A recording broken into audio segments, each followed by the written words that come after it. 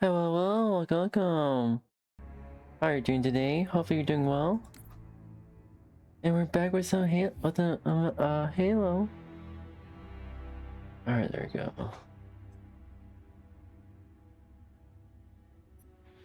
Oh. Here's a good cow. I am.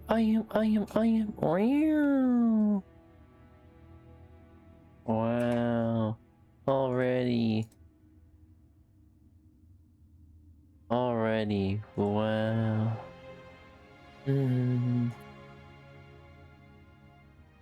Hi, Red. Wow. Let's see here. Breach scout. Oh, that's cool. I wonder if were any like.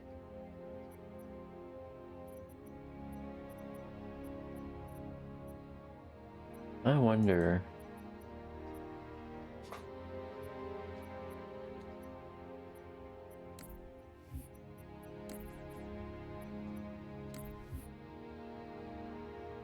Which I know, but what about ODST?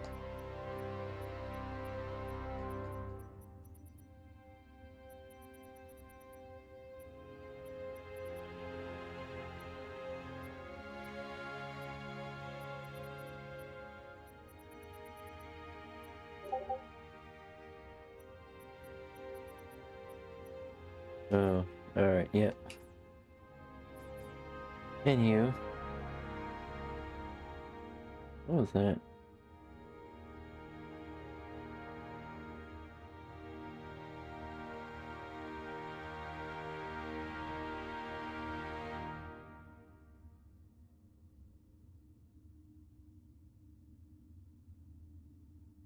Okay, allow me to see a stream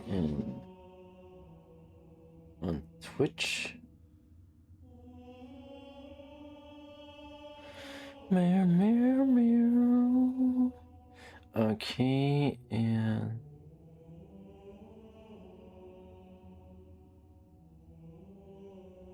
is stream gonna load? There we go. Alright.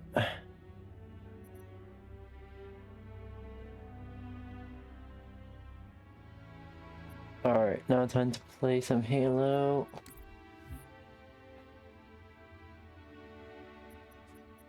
ODST.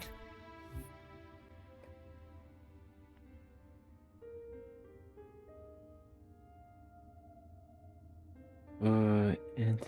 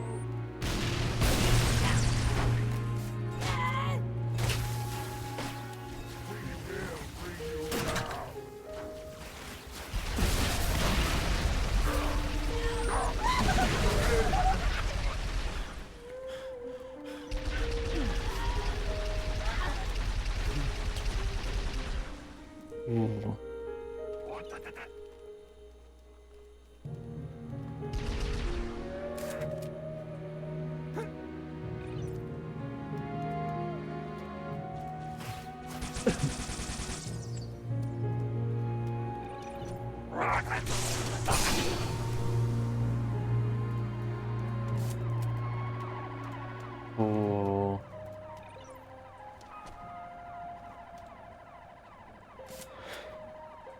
Ooh. Shank.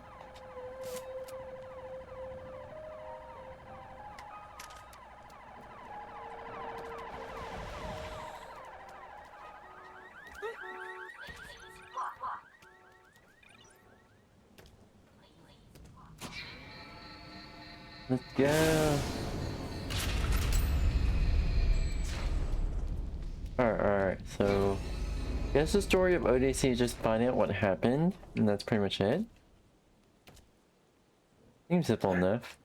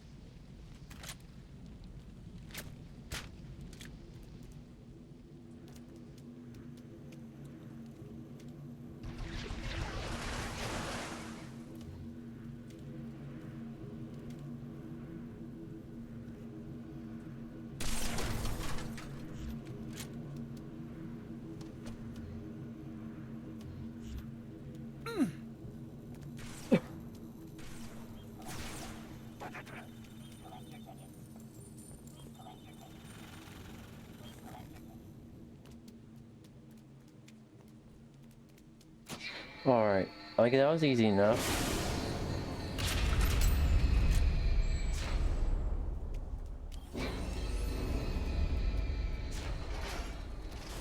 Kinda need this on all the time. You didn't see anything.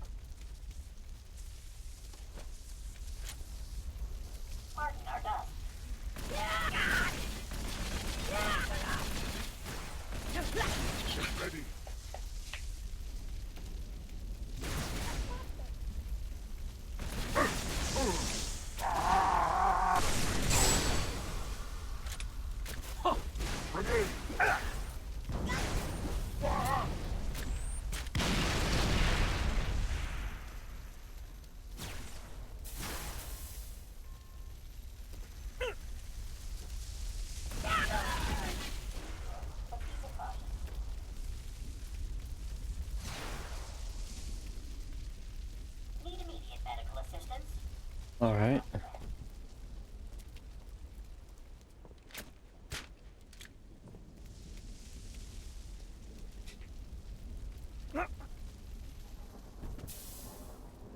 Why do they make it so hard to see? Also, going in between. Yeah, I used to want to.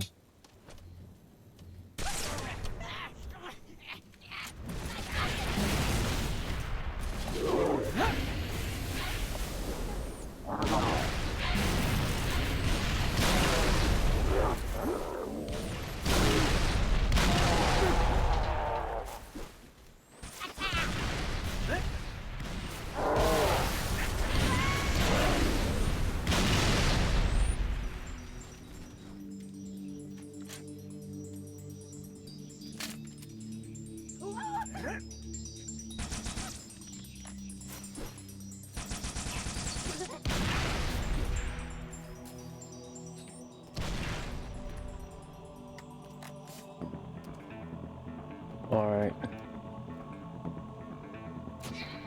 Got boss music, so we're gonna get something interesting.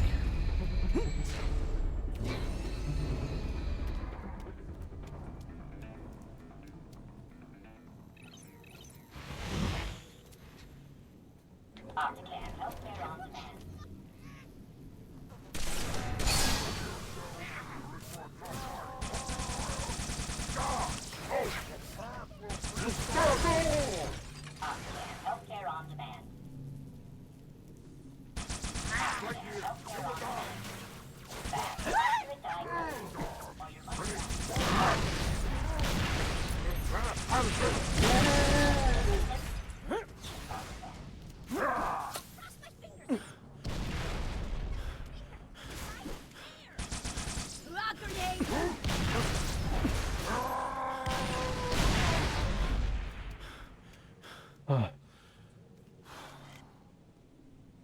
Alright. Alright, oh, okay.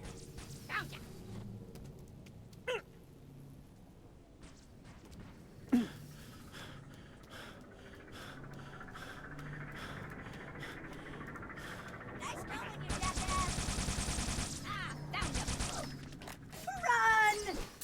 Oh, brother. Partner at nipple.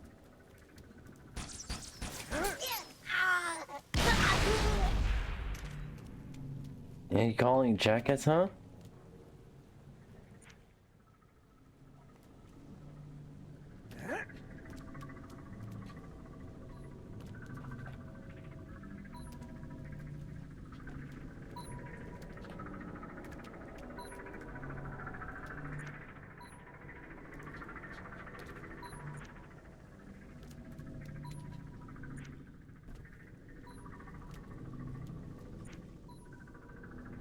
I'm in the center, right?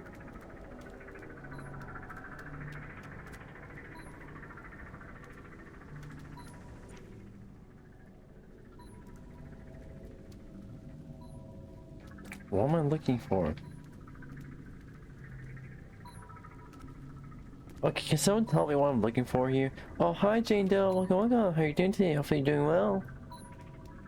Honestly, I get the sense of ODST, but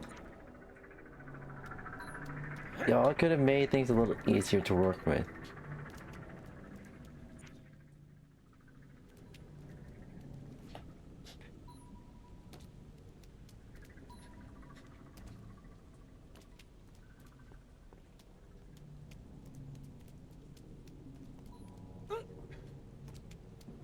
Like, for fuck's sake. Dude, you're going with me off the site. Oh, fucking hell.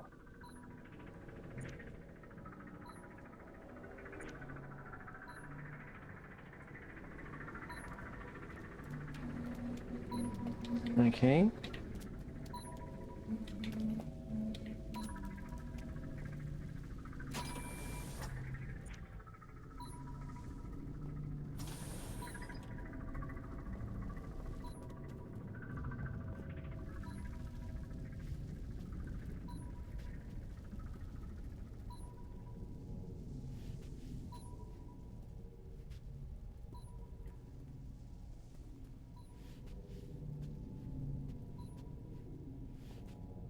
Jesus Christ, it's so fucking dark.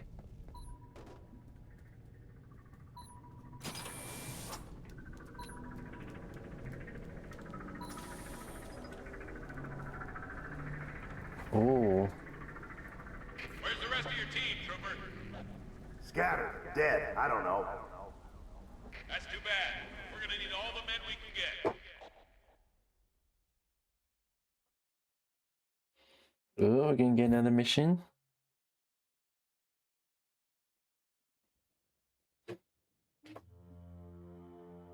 Mickey.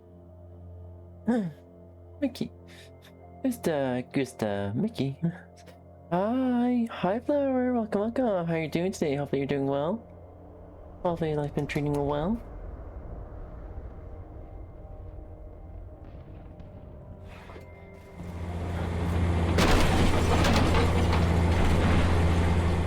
Oh. Hey, where's the fight at? Take a guess, genius. Not sure if you saw the post I made on YouTube in the communities tab. Basically I had ended up in a car crash yesterday, and the officers understood the situation and gave me some stuff since I like recently moved here. And I was trying to get all my documentations, all the documents updated for my car, even though rent, phone bill, pretty much all the bills all the monthly bills, that's pretty much like just basic living expenses, was pretty much eating up nearly my entire monthly paycheck. and unfortunately my car is totaled, so I'm waiting on my manager to call back and see we can do like for transportation, all that. And unfortunately, getting in contact with a conference transportation assistance program, it's not gonna be possible today since they're closed today. So yeah, I'm pretty fucked. I'm pretty fucked in the non-existent nuts here. So yeah, that's my situation, and I just do what I can to keep my on off of it for today and try to get everything sorted out. Because this is pretty shitty, too, regardless.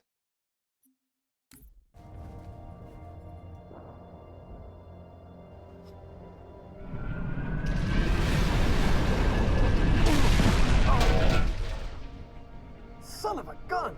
Want to live? Get your ass out of the street! Wait for me!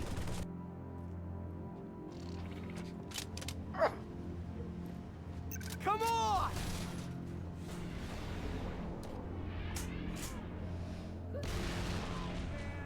What? You want me to keep it down? We have a situation? Cover your ears!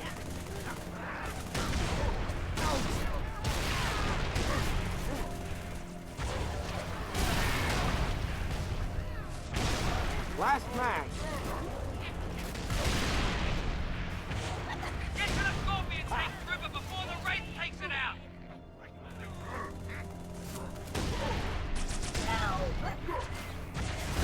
Whopping mags! Come on, Trooper! Don't let the Running Wraith low. kill our tank!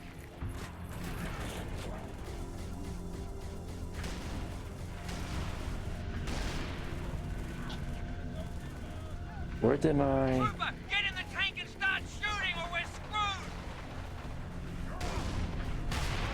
Where the fuck is my... Oh, there it is.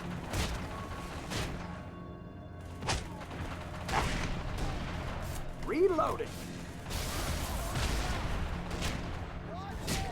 Why can't I get it back? Get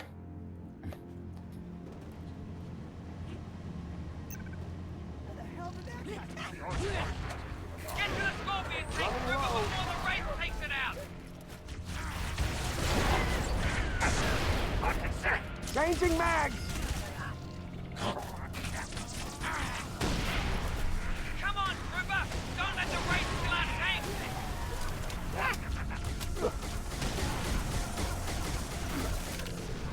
Fuck you! Piece of fucking shit! Piece of fucking shit! Piece of fucking shit! Fuck you!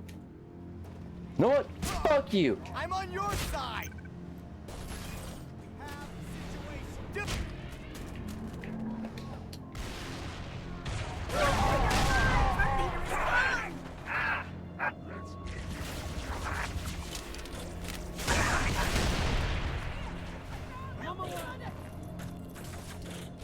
Back blast clear!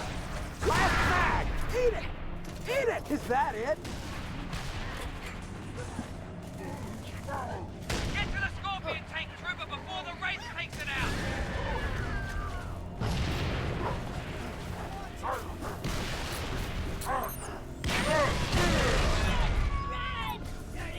Come on, Trooper! Don't let the Wraith kill our tank!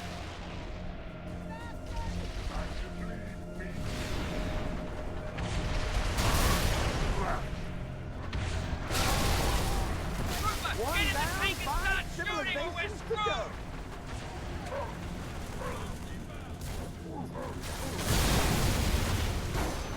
Ghost is close! Here! Move! Shotgun. Let me in. I know the way. That Wraith is killing us! Blow it to pieces! Alright, let's do this.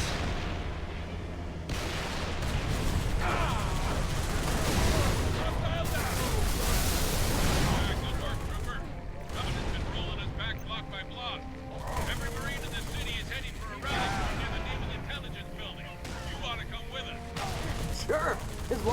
get to drive the tank.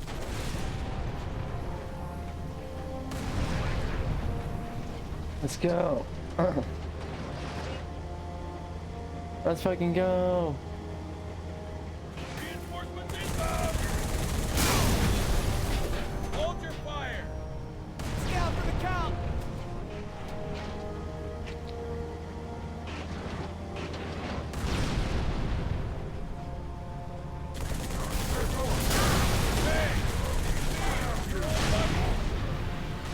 Let's go.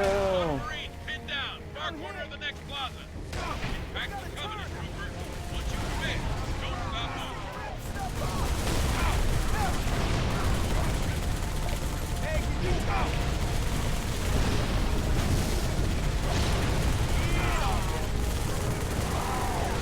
What the fuck? Fuck.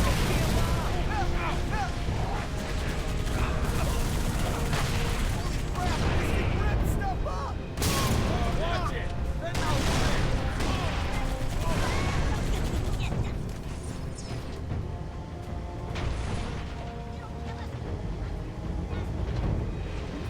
I'll let I wanna ride.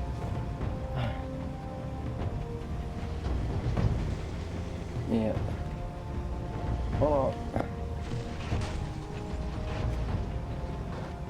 Alright.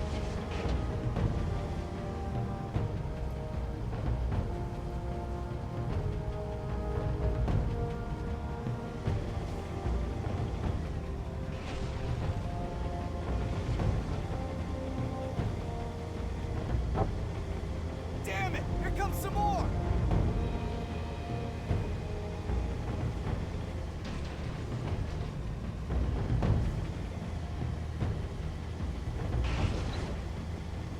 Ooh.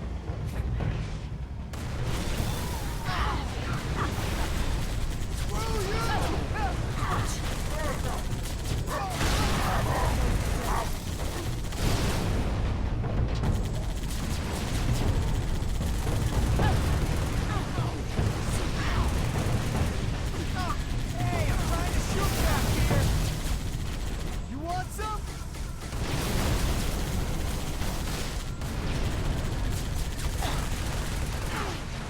You're dead. This right here. Sucker's dead. Hey, let's blow some stuff up. Fuel rod cannon up high.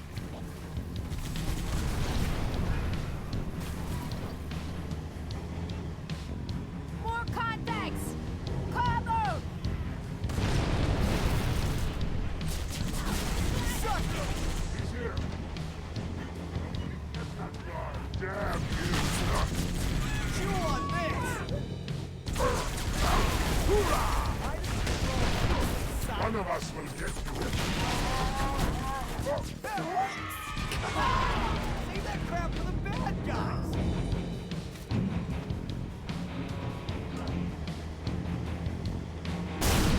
Watch it, friendly fire.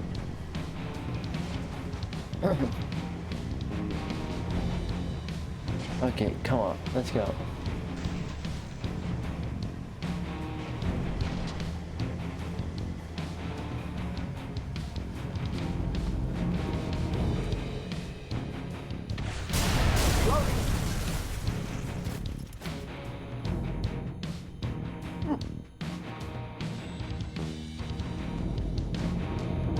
Damn it.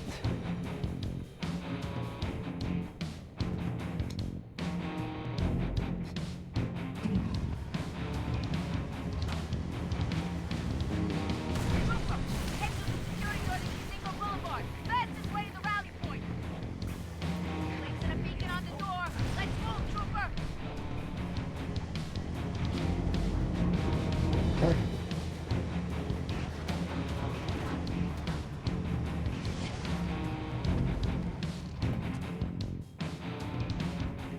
Trooper, door's unlocked. Roll on through.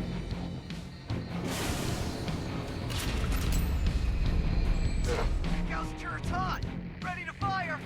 Relax, Marine. Wait till they're in the kill zone. Ghosts. They'll see me for sure. I gotta take the shot. Hunter, hold your fire. Concentrate on the range at the end of the... Ah, hell. are you doing up there? I'm out of rockets! Kill that Mickey, Ray! over here! More contacts! What the hell do you call that? Mickey, shoot the Ray for God's sake! Low on ammo. I will rip up.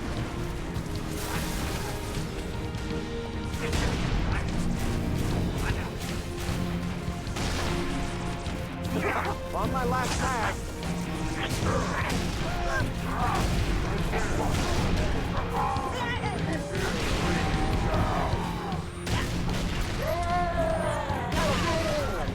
Reloading.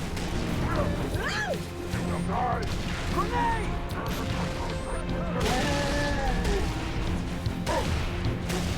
That's your mind.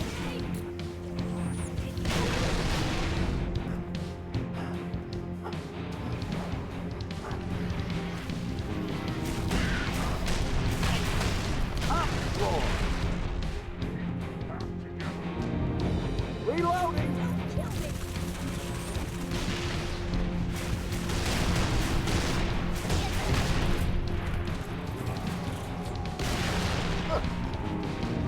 On my last mag.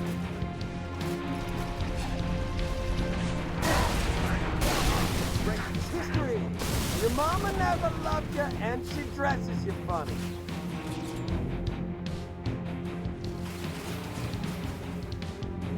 Ah, relax, relax. That one will have a heart attack in about a minute. More contacts!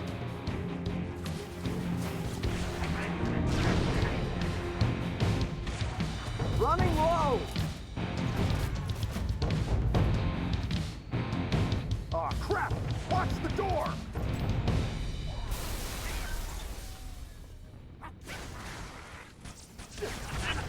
Changing mags.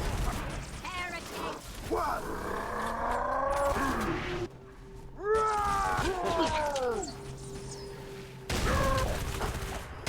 Friendly fire!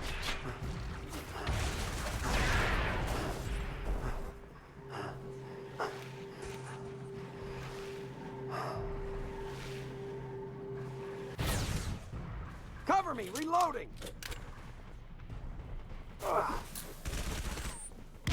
Careful, friendly fire!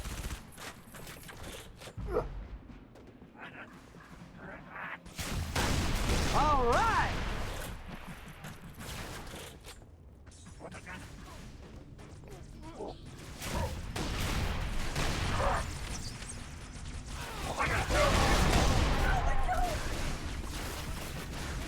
Last match!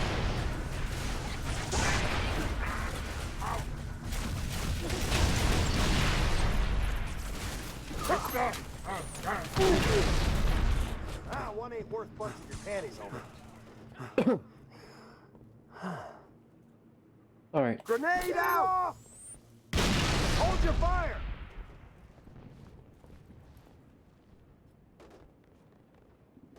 I think we did it! Weapons fire! Those Covenant dropped in behind us. They must know this is our rally point. Terrific! Come on, we got ammo and weapons on the high ground. Move it, move it! How's he doing? Phantom! Everyone, find some cover! Reloading!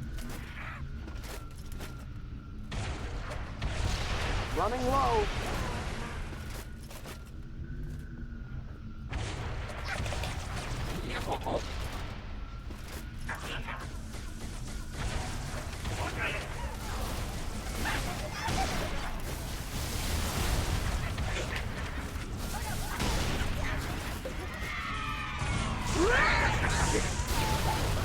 Kill those runners, Mickey! They're trying to flank us!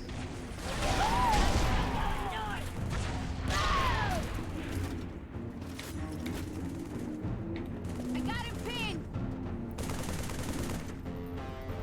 More contact!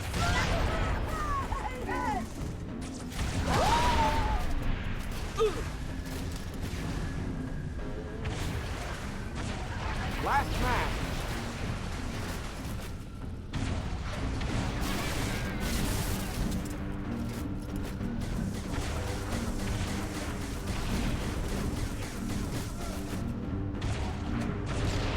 Changing mags!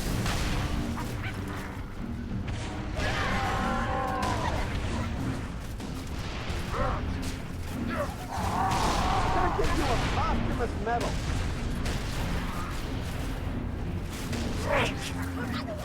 Last mag. Ah.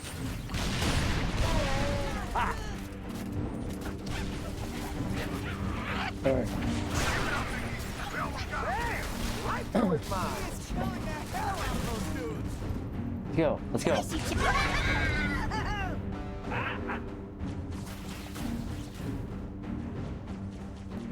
Alright.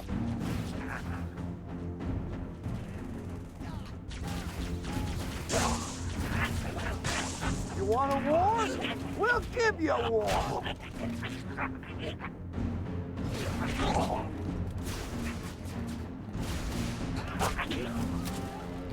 That's all of them. Way to go, Mickey. Come to my position.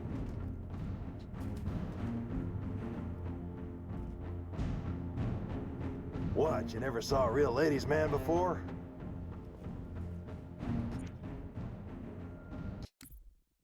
A risky touch help defend the rally point.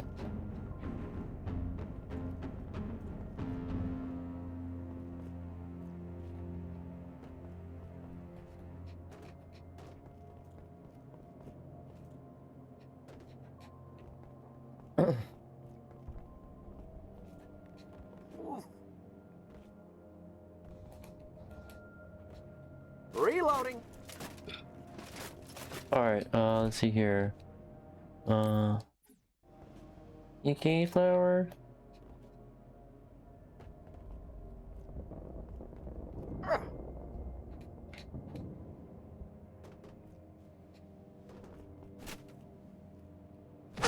Hey, on your side.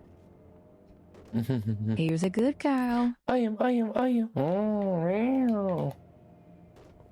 I'm a good girl. I'm a good girl. Yeah.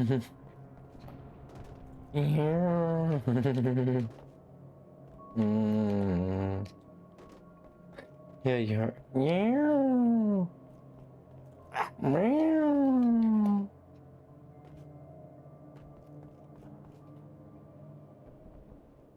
Oh, I need to go there. I was wondering where I need to go. You heard from Gunny? No, Romeo neither. Well, guess it's just you and me. My Someone's folks, flustered. hold Shut up, the fuck wait for up. backup. Yeah. Meow. Thank God. Does one of you know how to use explosives? Your vote just got overruled. Oh.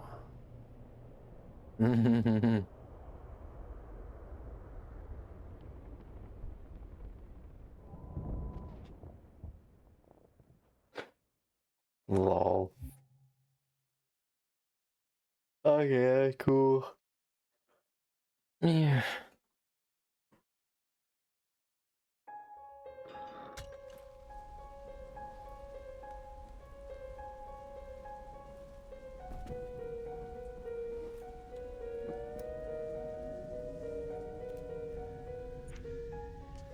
I need to go. Is it there?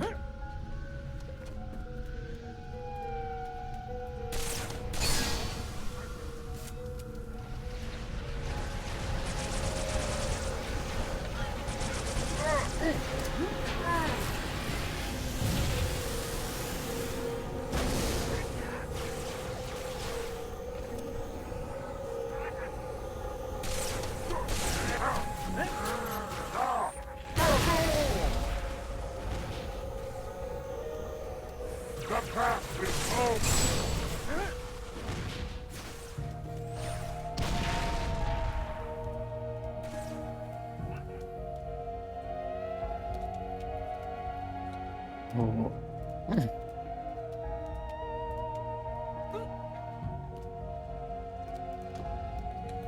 All right.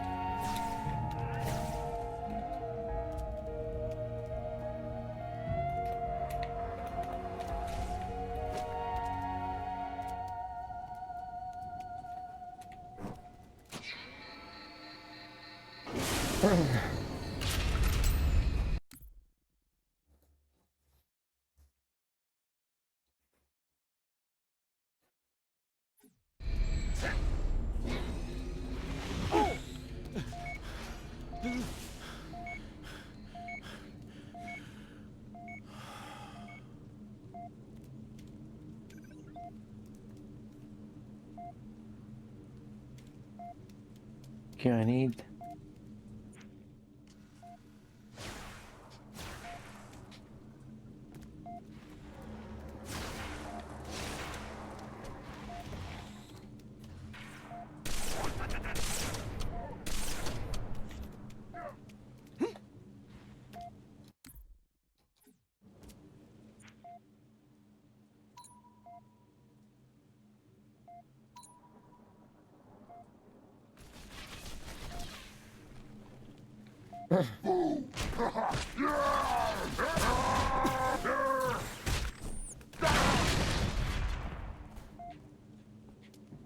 Fucking Christ.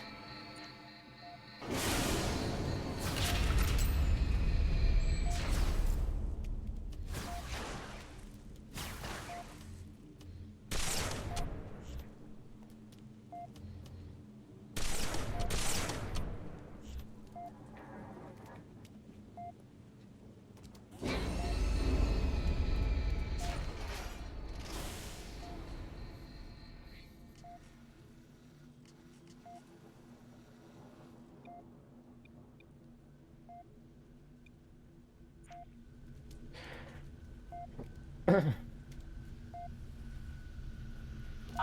healthcare on demand.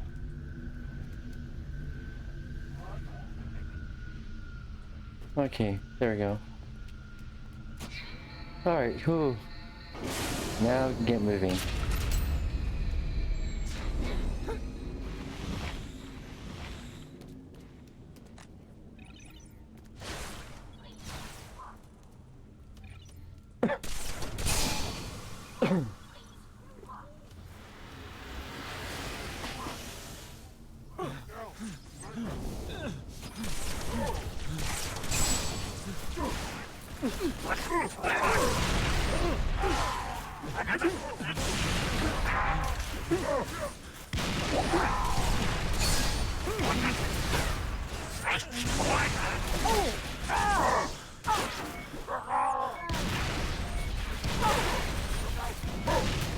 Fuck you, piece of fucking shit! Go fuck yourself!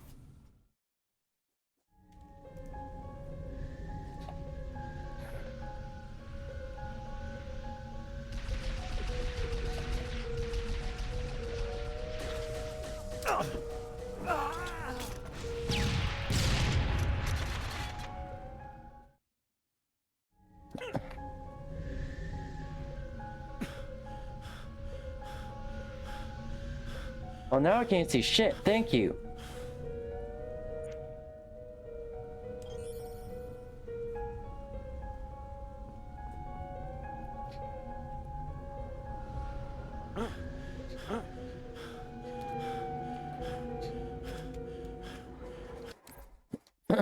Hello.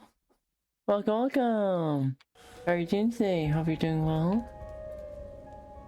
Oh, let's see here. Where can I...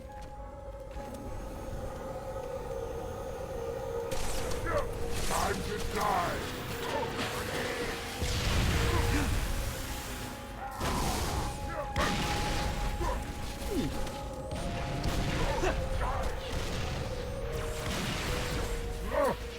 One of us will get you eventually.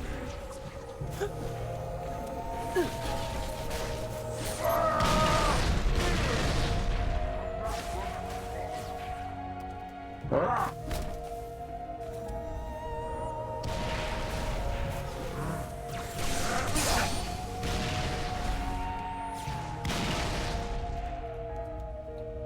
Oh, finally.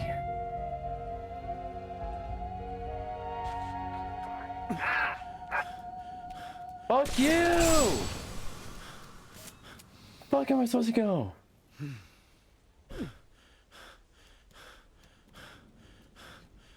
Oh shit, there's so many fucking minutes ago.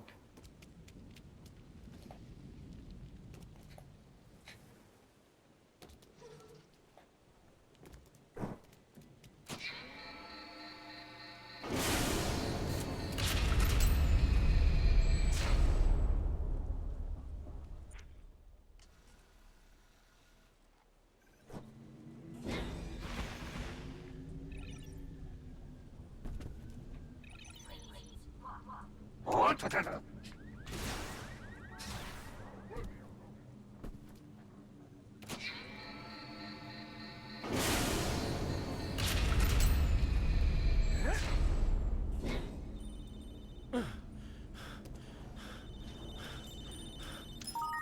traveler.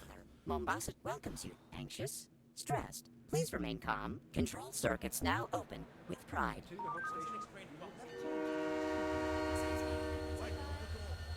Hello, traveler. The Mombasa Transit Authority welcomes you to 𝙂𝙚 Station. How may I serve? One ticket to Old Mombasa, please. Here's my card. Ooh, no, scrap that. Traceable, damn it. Coins. Need coins. Thank you. What is your final destination? Magongo, if I don't get caught. Hell, if I do. Thank you. Transport for 1, 2, Mogongo. Oh, let's go. Please collect your ticket. Wait! Hold the doors, please! All aboard. Train number 4. Oh, that was City close. Center 2, Old Mombasa. Now departing. Ooh. Next stop, Makupa, Nairobi Road, Hope Station, and Oh. Mogongo, end of the line. Almost there. Almost. Emergency stop. Please remain calm. Emergency stop. Please Damn remain it. calm. He found me.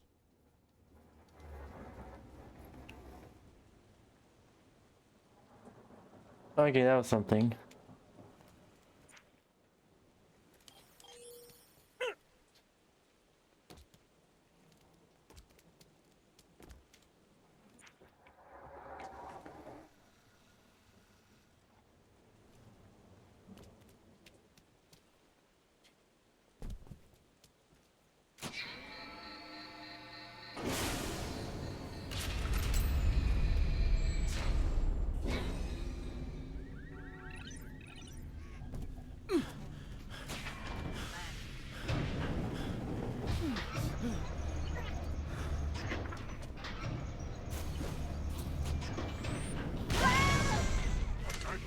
Stay low.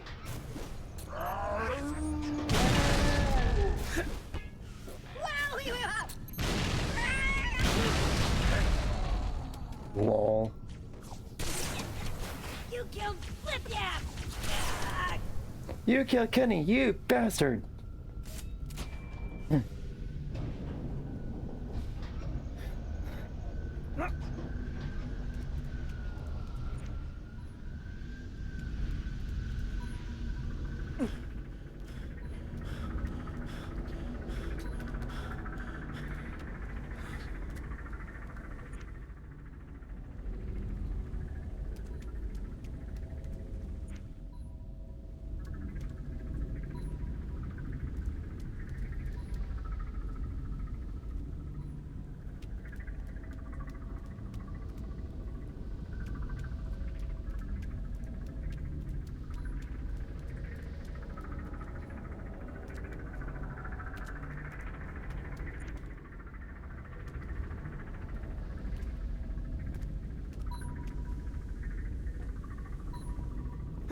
Bridge.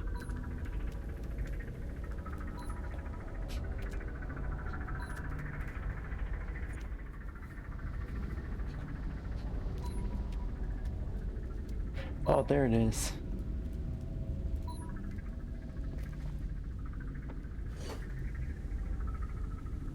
Stand by to adjust the trajectory. On my mark. We're way off course. We're heading exactly where I need to go.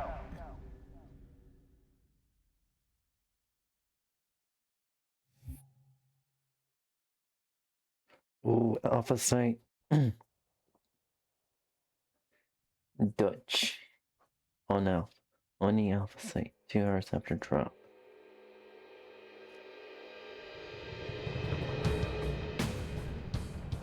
Hurry up. Look, you want to do this?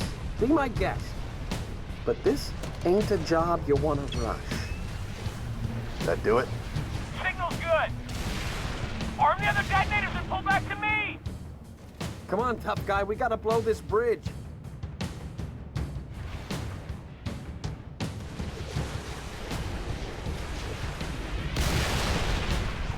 Dutch, arm the other charges. What about those raids? Forget about them. We got explosives to set. Follow me. Lee, arm the charges.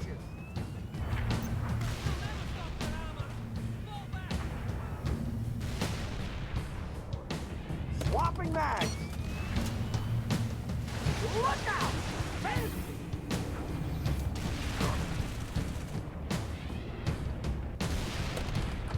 That's the last one, Dutch.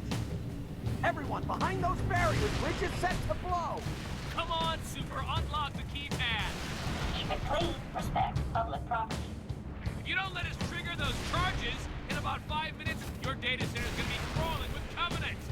Watchtower, Dutch, get up there and pull the trigger. Goddamn time! Do it, Trooper!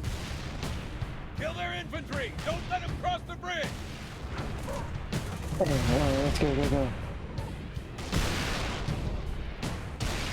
Use the laptop to trigger the charges!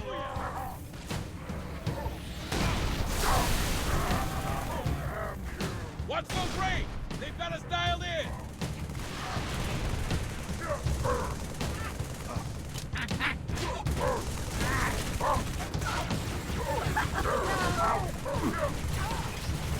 What's the hold up, Dutch? Blow this sucker sky high! Tearing them up!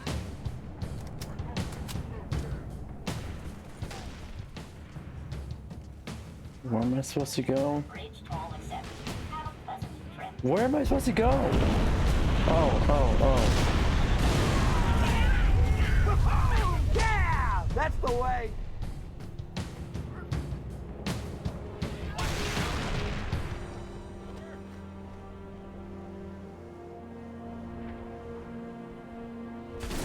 Oh my God, you killed it!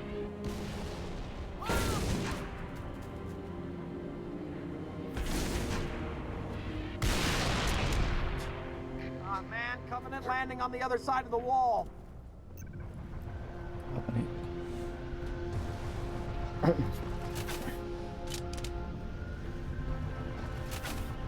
Man down! Go, Dutch, we gotta keep the Covenant away from that building. Underpay! Hostile!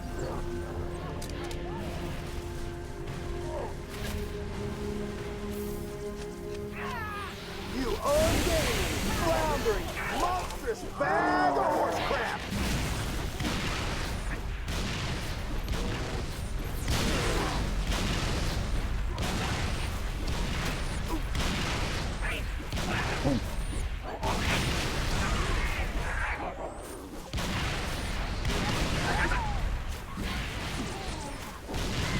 Roll over, Mike Foxtrot, and get yourself Foxtrot!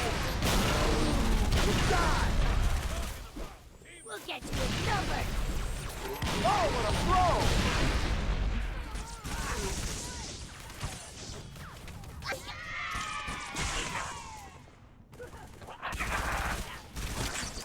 Boom! Who's the man? That's right. Reloading. Reloading these nuts. Alright. The bigger they are, the harder they fall.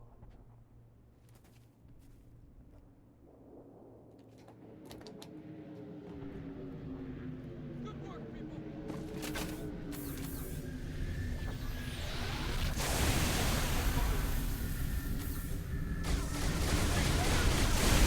Bucky, hold the ridge. Don't let them near the Audi building.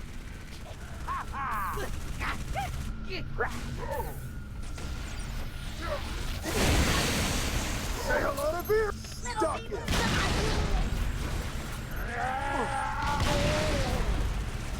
Suck it. I'm leaving.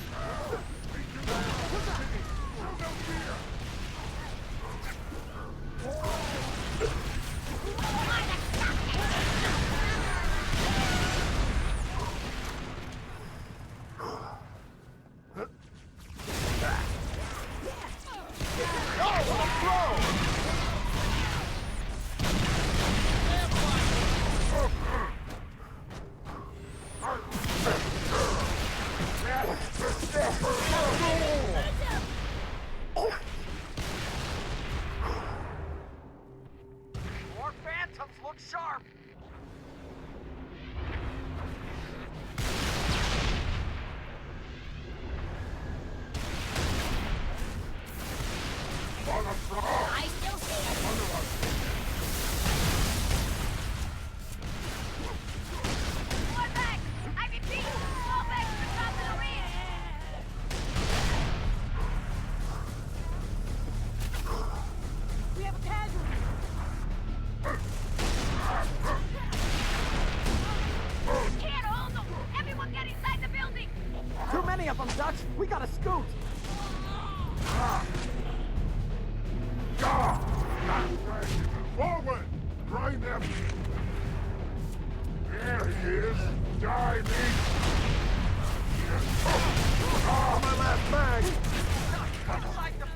Reloading. Now!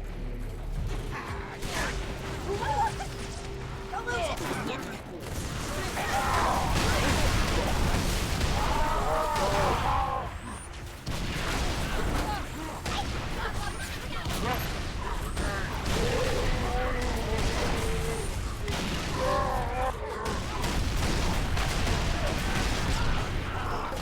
Reloading. Good job.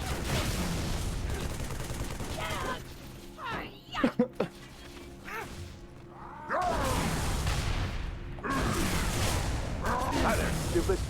Out.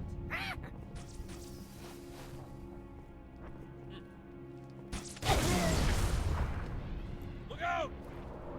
Charged and ready.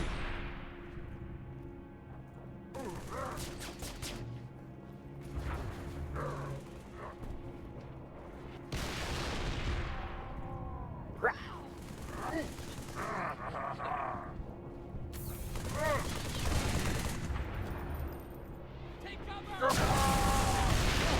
Throwing hurting balls, sir. Is that it?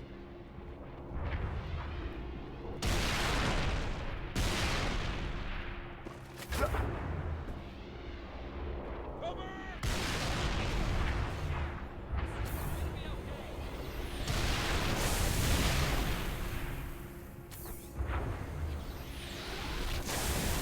Mike Foxtrot is Foxtrotted. Watch yourself.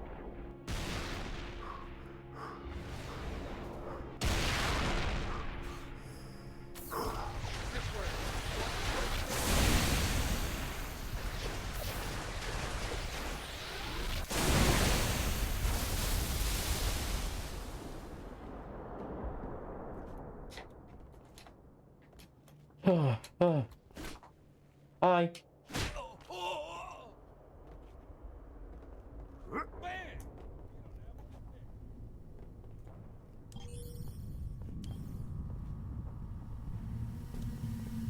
Hurry up, men! Check those charges!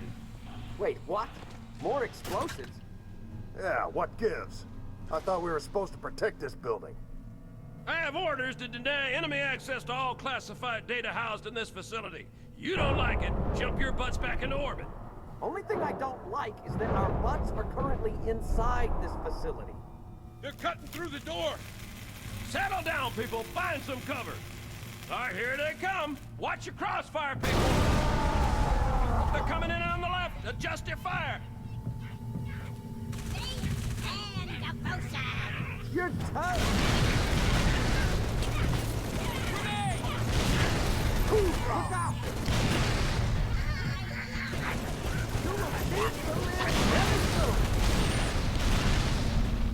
Get ready. More of them. Focus your fire to the right.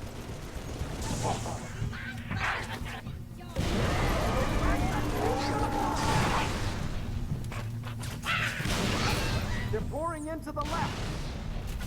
Roll a grenade. We're gonna kill us! Coming!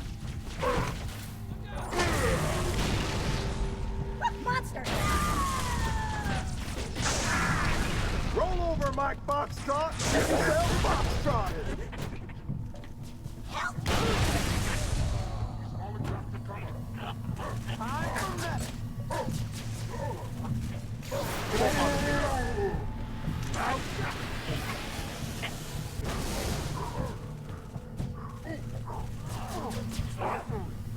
I'll be right there.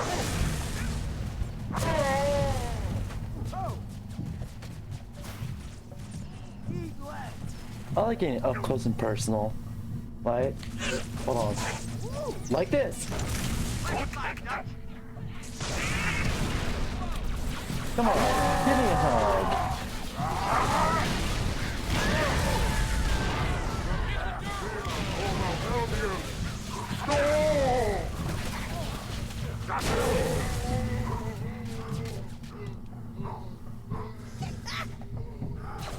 Fantastic.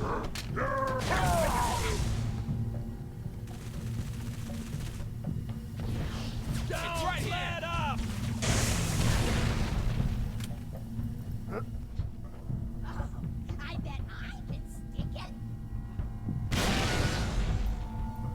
it over?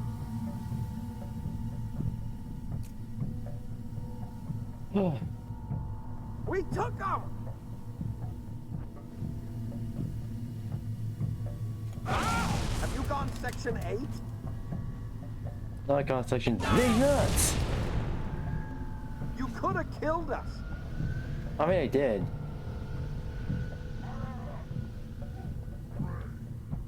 Don't nobody cross my stream. Hey, yo. Here's a good cow. I am. They're here! Attack!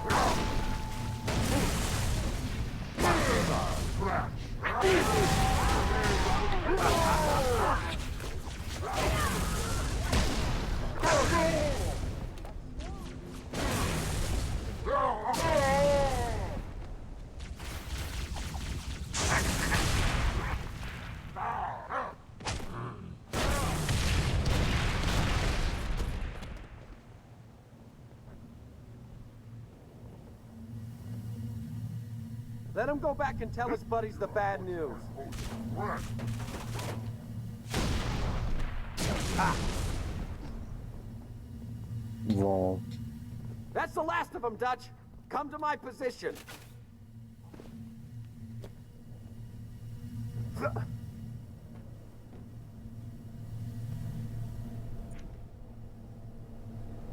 Where do we need to go now?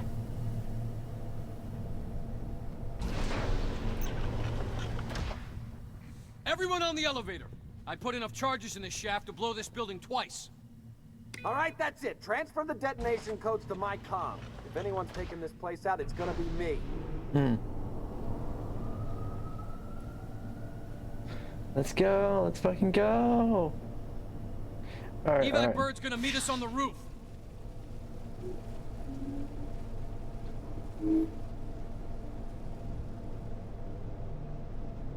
Where the heck did these buggers come from?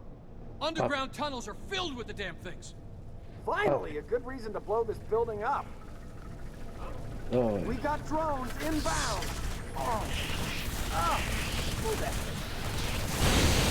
My foxtrot is foxtrotted. See ya!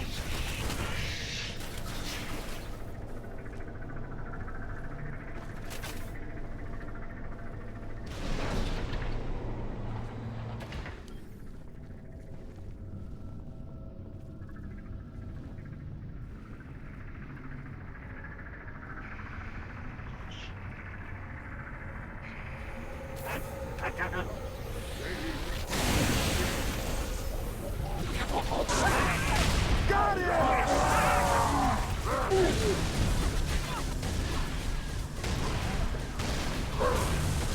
We will take you down.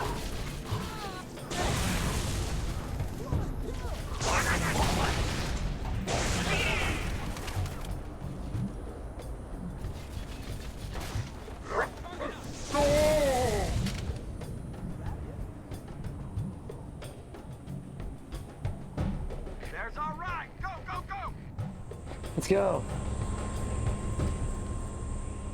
Hey, you fellas know a gunnery Sergeant Buck? Sure do. Patching him through. Glad you boys are safe and sound. Well, likewise, Gunny.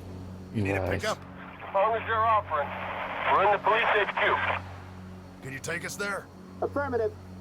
All right. You up top. What?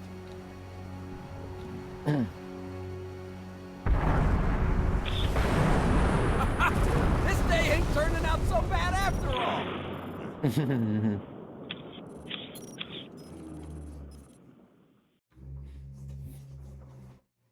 Oh, okay.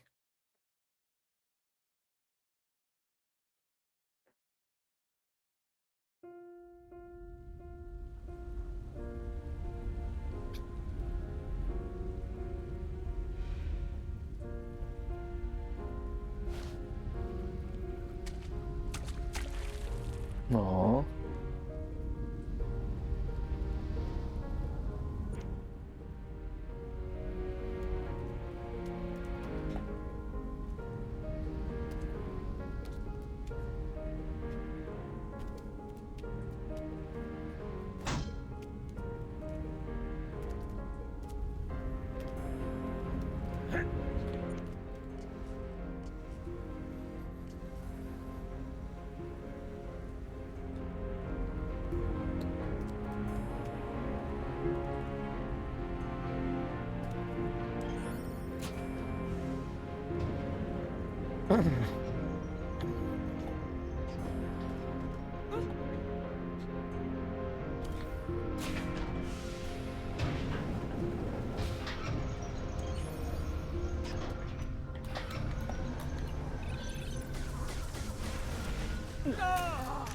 Fuck you!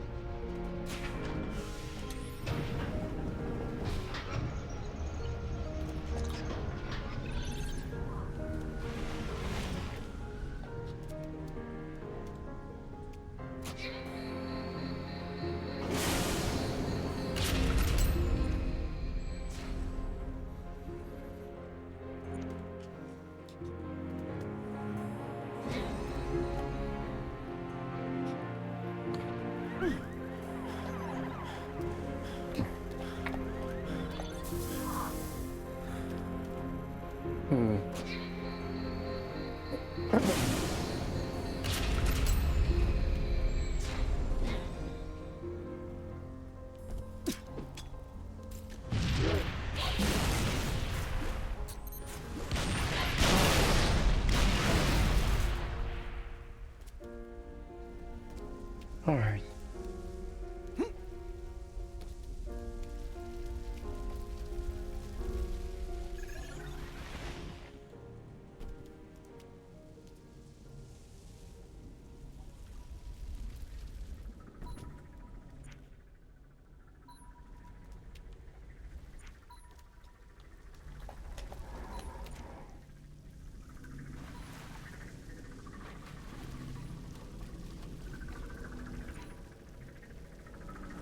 I'm here, but where? Where is it?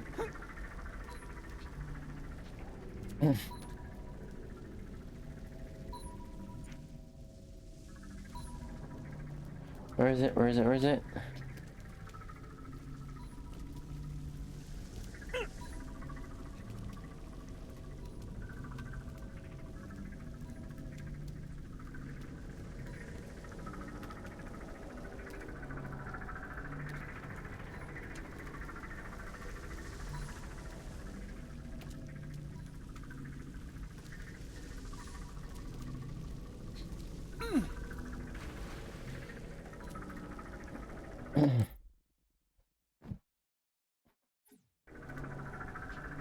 I need to...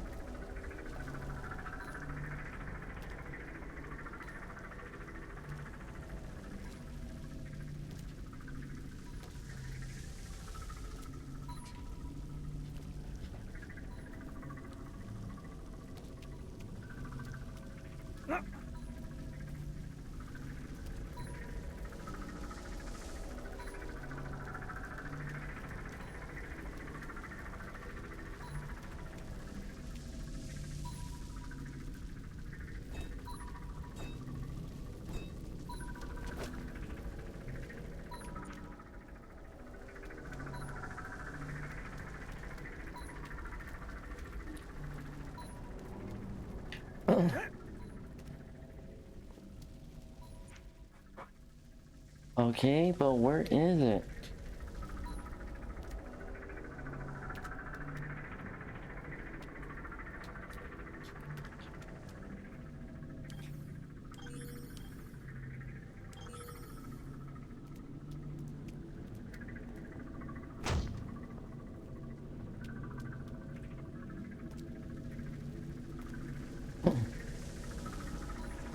Oh.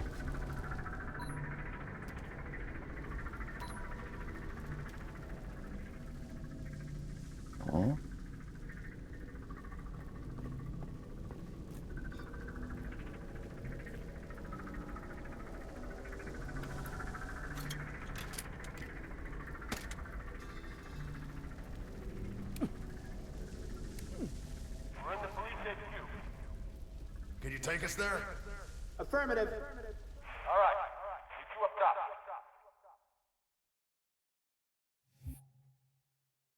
Ooh. Okay, okay. Romeo.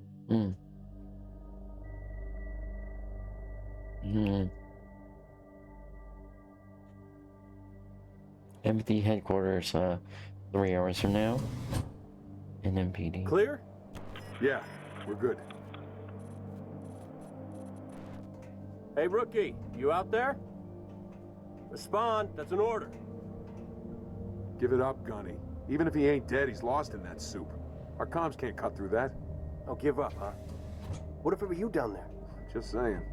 I ain't dead. You're a piece of work, Romeo. Welcome aboard, ladies. First stop, anywhere but here.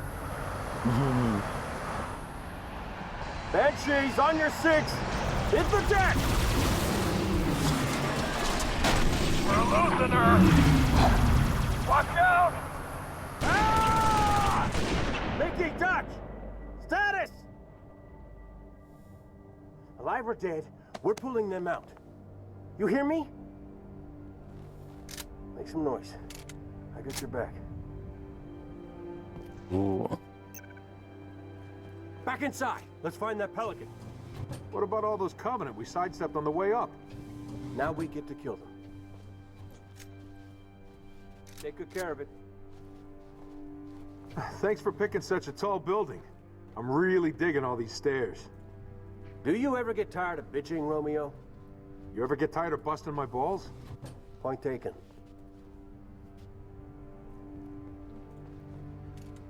They haven't seen us. Pick a target, take it out. You see that? That did it. Shoot and scoot. I'll draw that turret's fire. You kill the operator. Romeo, Phantom landing on the pad.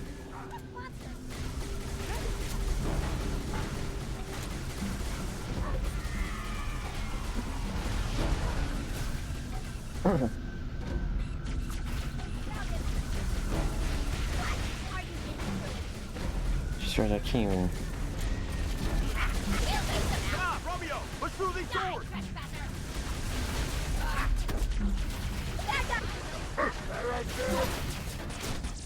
Reloading.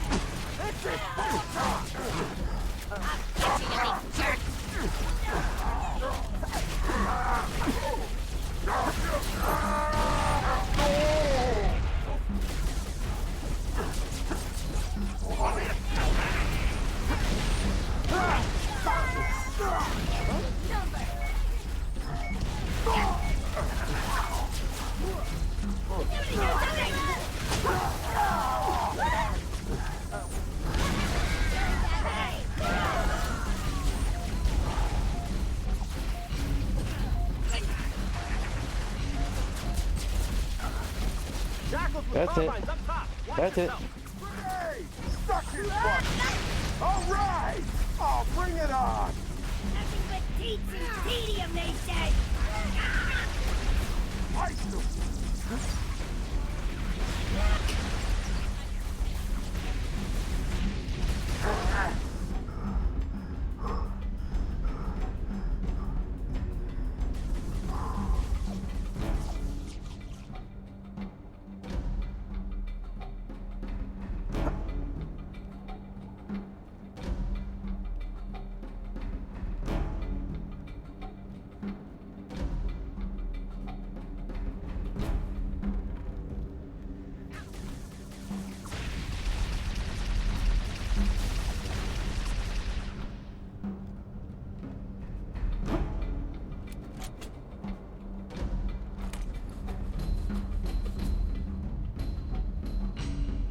Like, come on.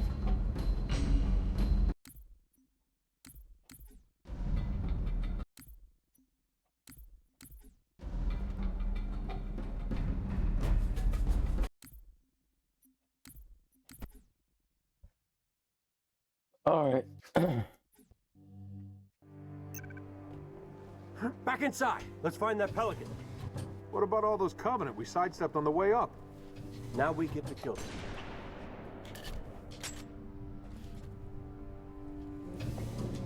Thanks for picking such a tall building.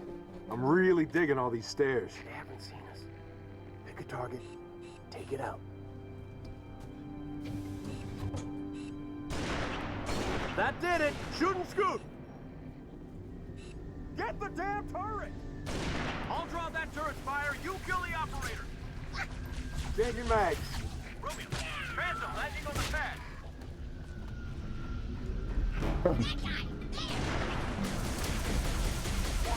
Don't die! I can't lose it! Hold fast! They may still be skulking around. Be alert. Come on, Romeo, push through these doors.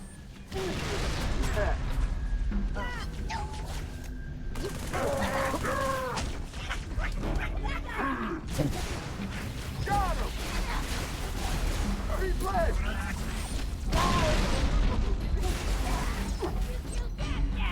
Cover me, reloading. Here's your answer!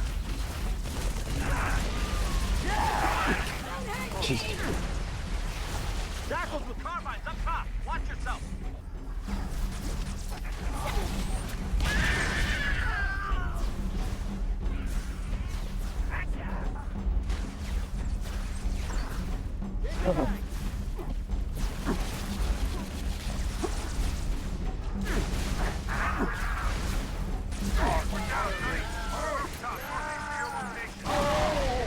Stay put, guys. We'll come to you.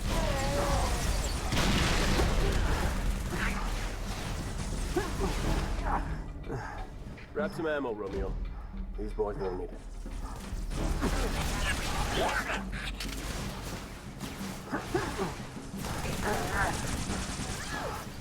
I'm gonna aim you right now. Oh yeah, I'm on it.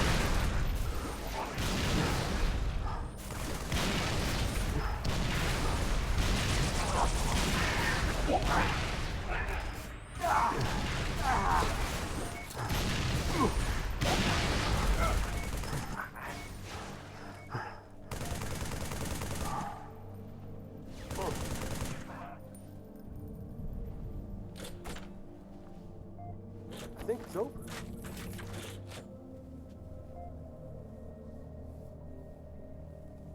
Sometimes it's just too easy. Keep your head in the game, Romeo. Whatever you say, boss.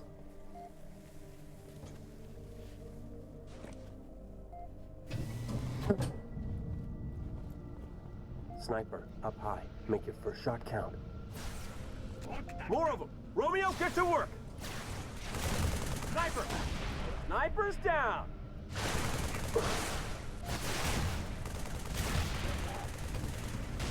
Tango's down! Hoorah! Jetpack Bruce. Don't let him get behind us.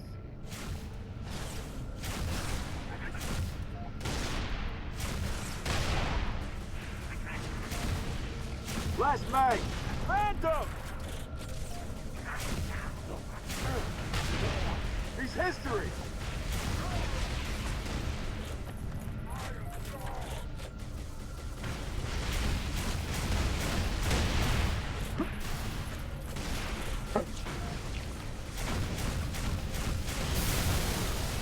Last mag!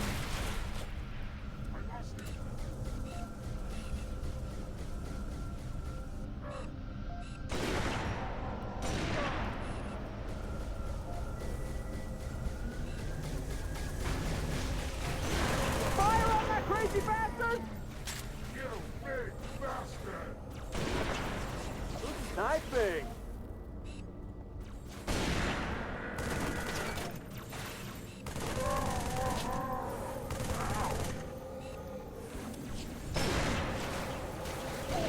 Reloading! Great job.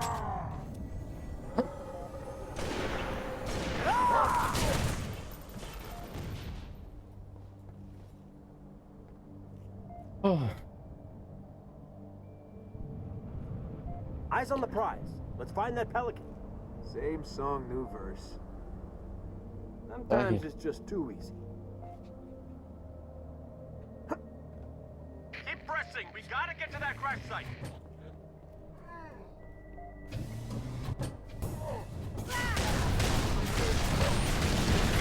Killed one! On my last mag!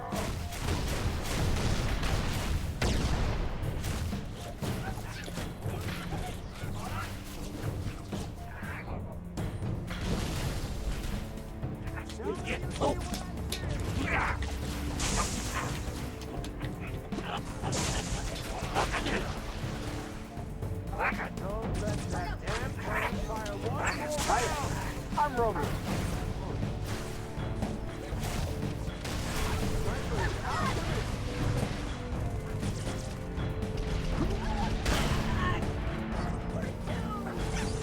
Move into cover. Move it down.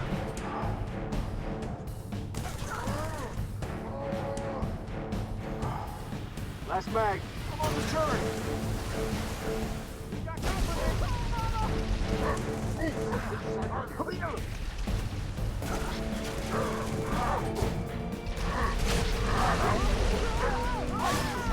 Damn you, you monster! Timely help.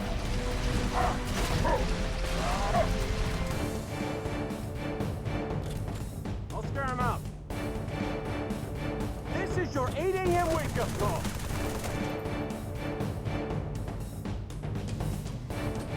Reloading. Did they think this was a simulation?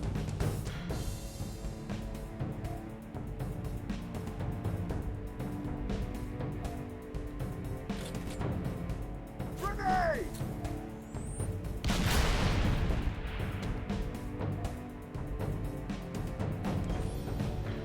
Gunny, we moved one of those construction crates, made a bridge to our location. Affirmative. We're almost there. Way to go. Eat it!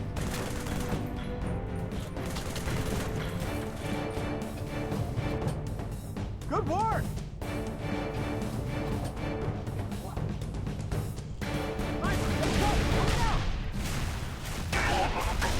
Sniper's down!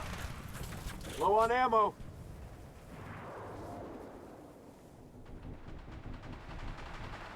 That's the bridge? You gotta be kidding me. What, you afraid of heights? Get going. Come on, Romeo, follow me. Ow! Oh!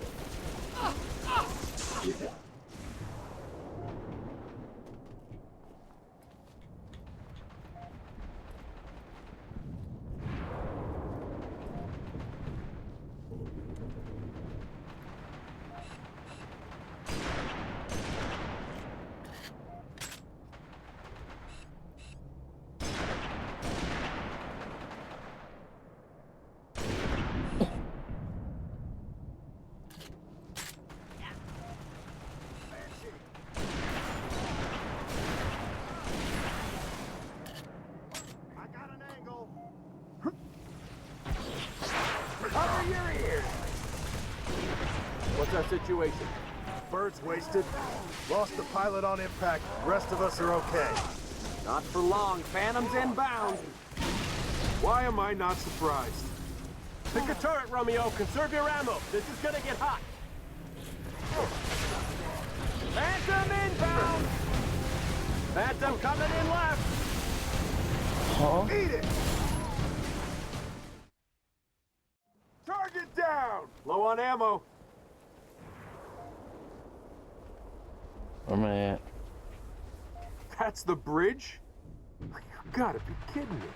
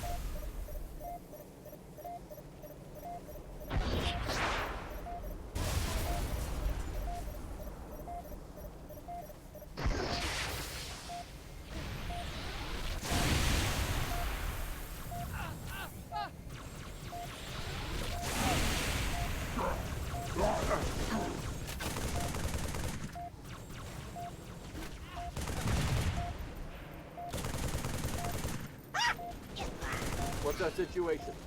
Bird's wasted. Lost the pilot on impact. Rest of us are okay. Not for long. Phantom's inbound. Why am I not surprised? Pick a turret, Romeo. Conserve your ammo. This is gonna get hot. Phantom, dead ahead. Phantom! Heads up! Sentry!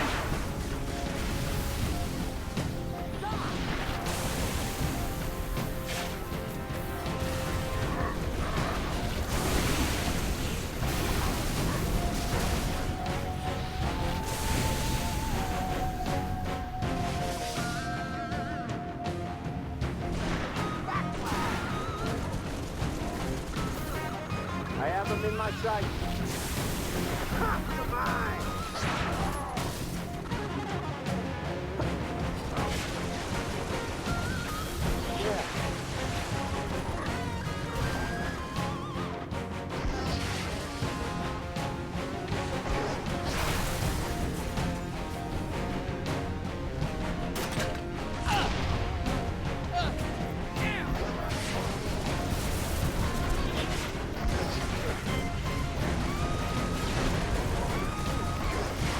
Hostiles lower level! Clear them out! I just love this enormous gun.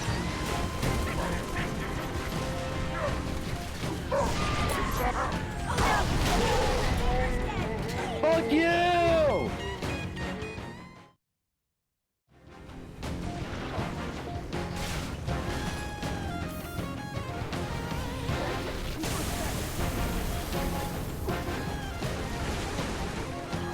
I got the turret!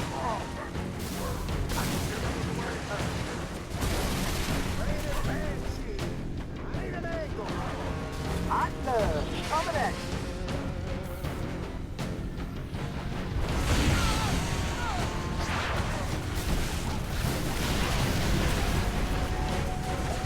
Hostiles lower level! Clear them out! Let me get a line on them.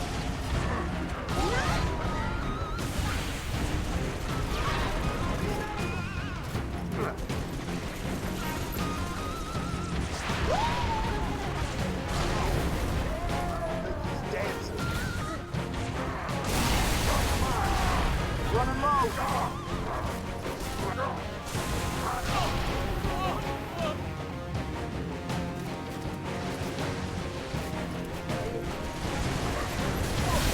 Doubling, reloading.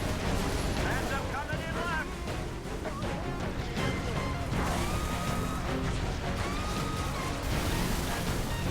Low on ammo.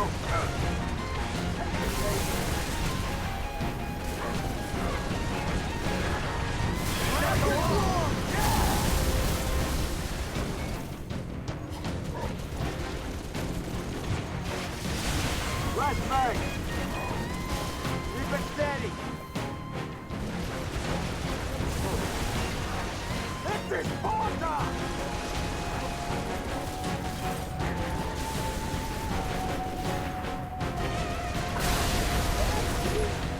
Weapon bag!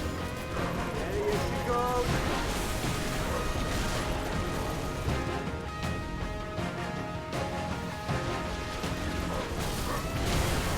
Alright, ease up. Go to your heel. Get out of my sight. That's it. Keep her steady. I'm gonna get you a posthumous medal.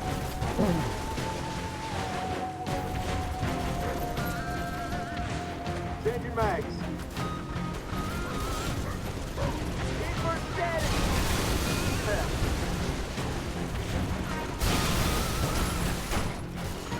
Who's the man? You're the man. That's right. Right there. Crisis averted. More phantoms! Hit them hard! What the fuck? Huh? Who's the man? You're the man. That's right. Got some sword. I'm on my way. On my last More mag. phantoms! Hit them hard! Thank you. Finally. Turret's all mine. Phantom to our right. Yeah.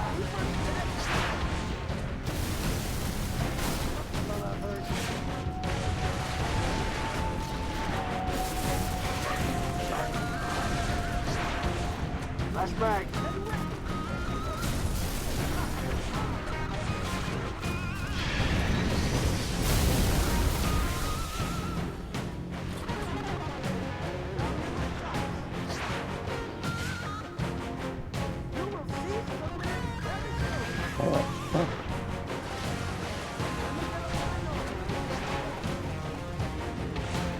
Low on ammo. Alright.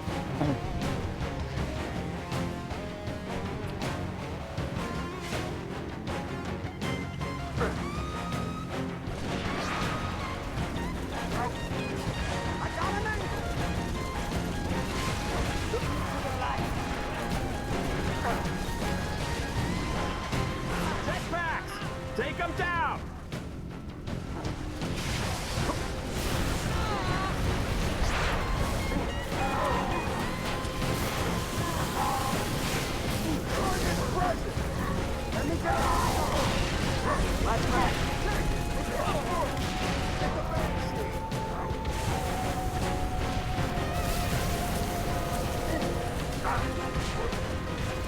Reloading. On my last mag.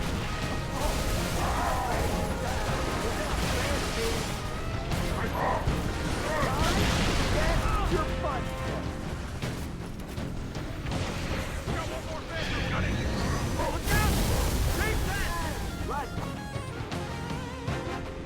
Ooh. Scatter!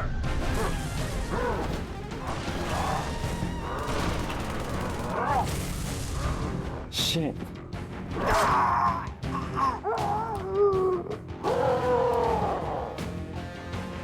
Shit.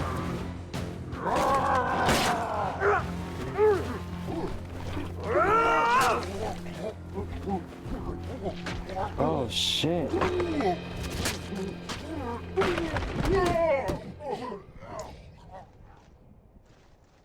Get this thing off of me. He thought about it.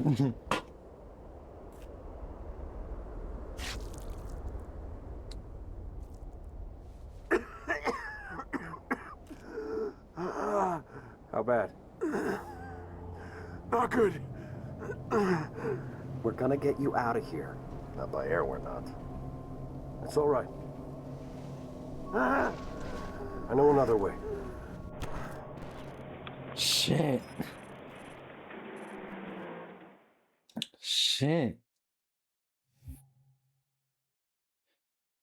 Oh, that was heavy.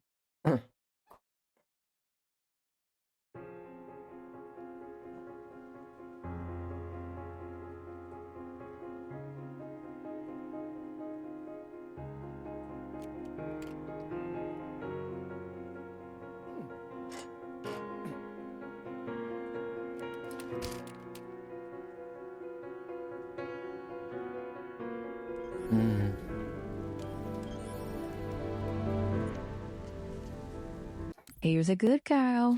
I am. Get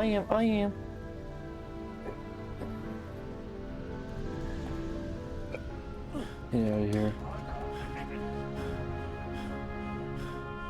Damn it.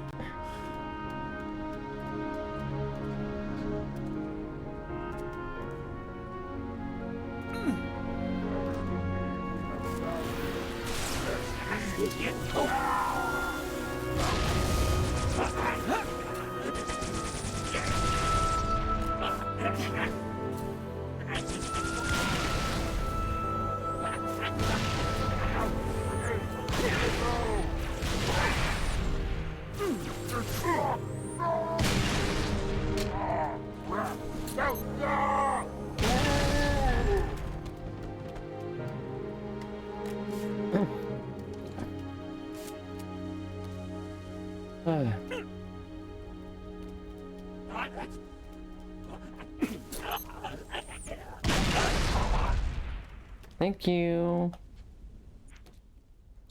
I'm in the opposite direction. Hold on. That's where I need to go. Also closed route. Shit. That's not a closed route.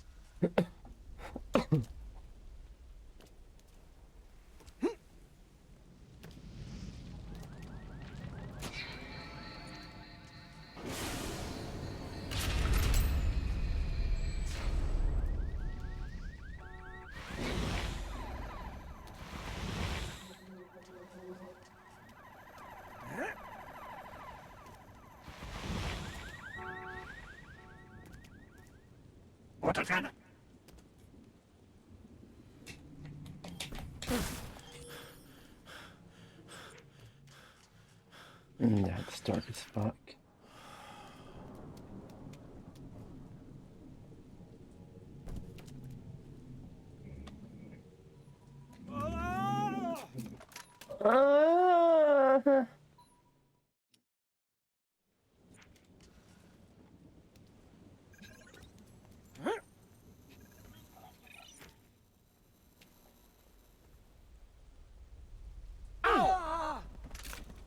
I knew I was gonna be dead, but there we go.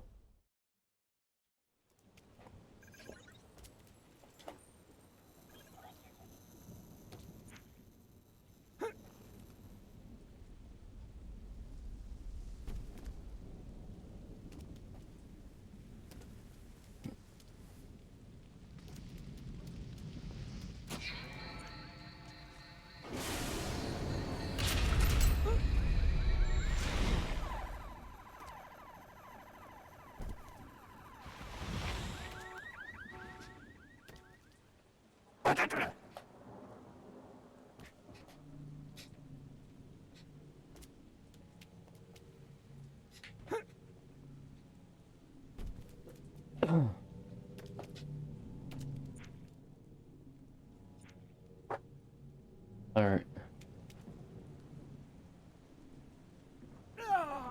Fuck you! God damn it! I swear to God, I'm about to turn up the gamma this bull fucking shit! No, I'm turning up the gamma here.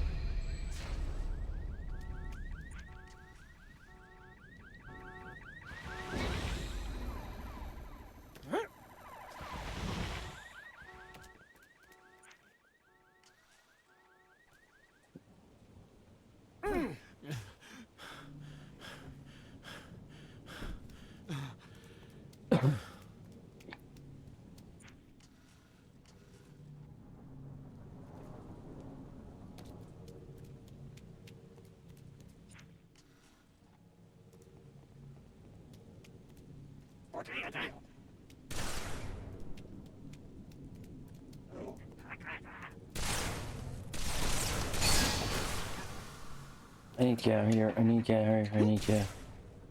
Fuck you!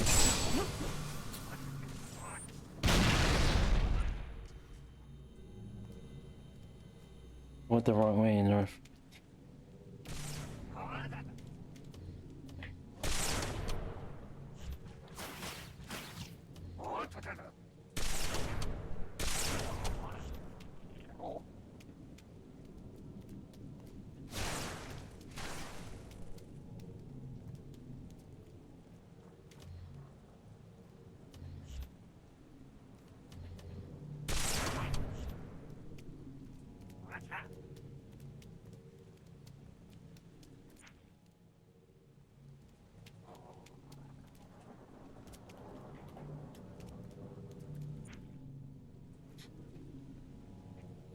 Okay.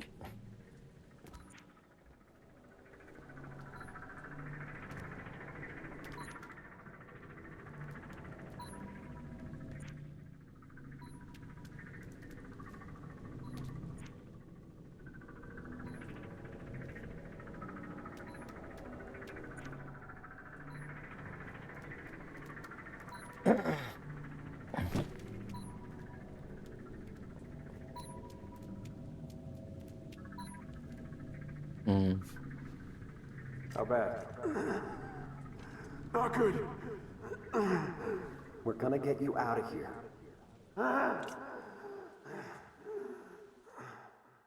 Oh shit. Oh shit. Ooh.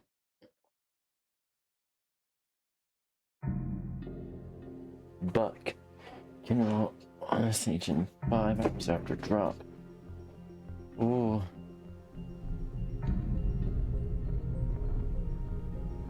Ooh, okay. We're almost there. Put me down. Put me down for a second. Dutch, medkit.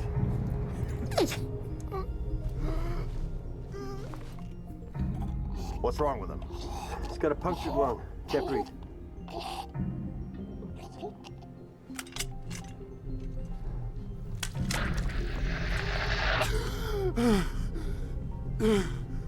Better? Now what? Trains ran underground up to the old city. We're gonna find one of the tunnels. Walk on out of here. You gonna carry me all the way, sweetheart? Was planning on it, but now that you're feeling better. Get the door!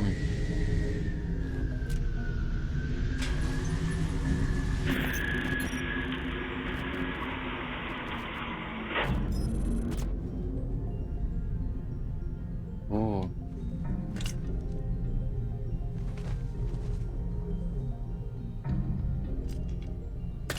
Johnny, you're gonna want to see this.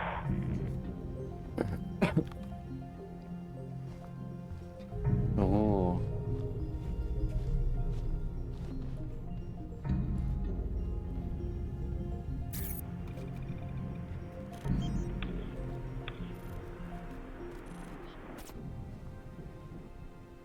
This means we're screwed, right?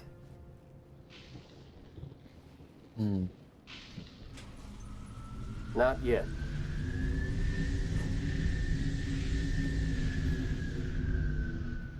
Wait here. We're gonna steal that ride. It's landing.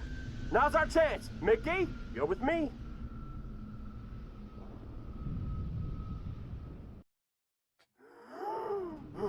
Gunny, I can fly a Pelican, but a Phantom? It's been years since I even ran a simulation. Well, let's see what you remember, Trooper. Move!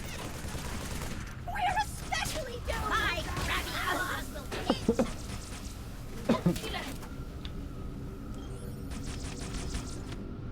Is that all you got?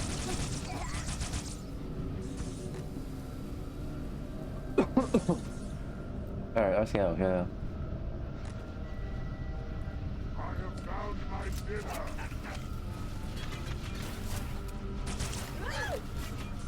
Gunny, more of those floating squids. Should we smoke them? They're between us and that Phantom. What do you think?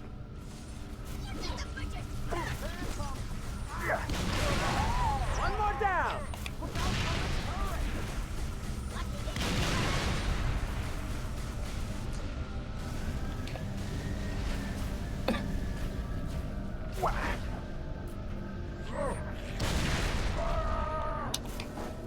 More contact. Boom! Fire in the hole!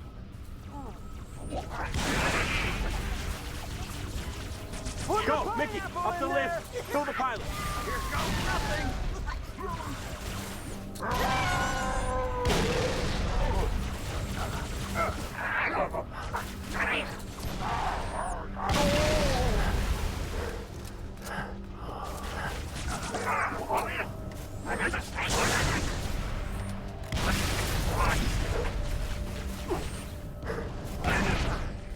Cabin secured. Flight controls read green across the board. to go. Here's a good cow. Okay, I'll grab a Banshee. You go get Dutch and Romeo. On my way. Grenade out! Fuck it down!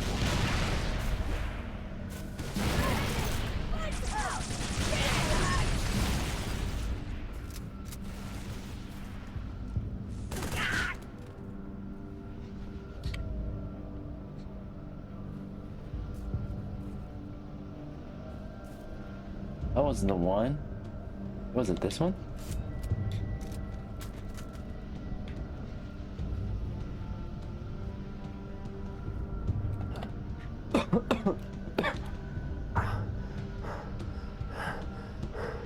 Let's go get some skeets to shoot. All set back there? Affirmative. Romeo, let's man these turrets.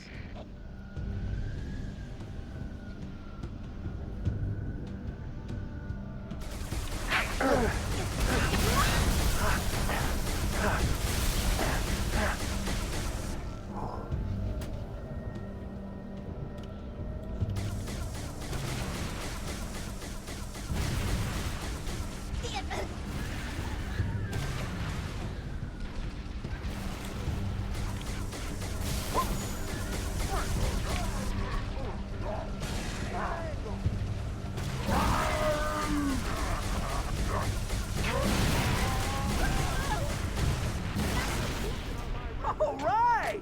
On my last mag.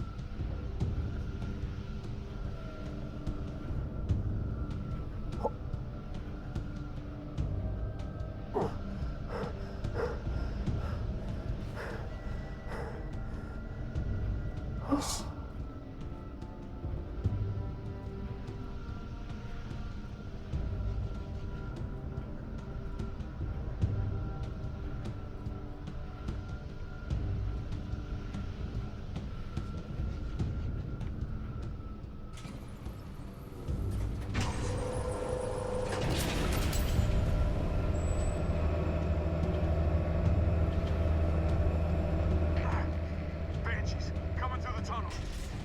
That's the way we're headed. Take him out.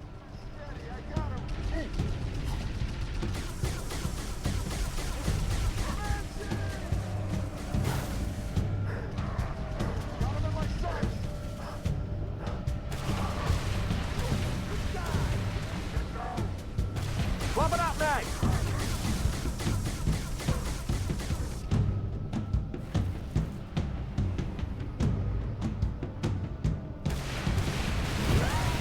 Smile, you son of a bitch!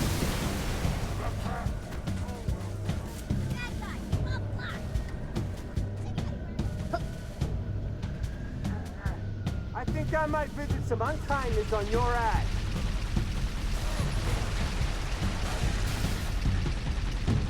Fart nut!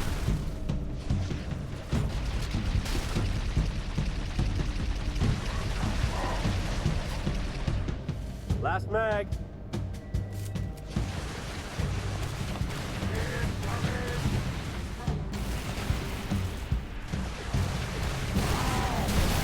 Boom!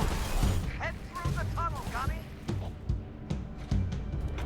Go on, Gunny. Take the lead.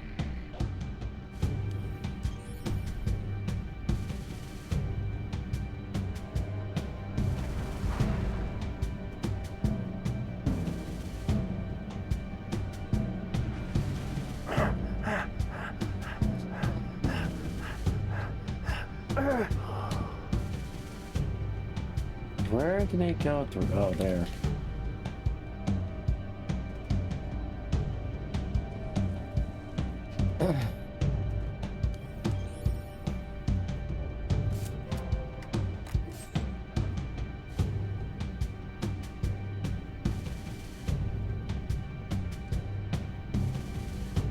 not there?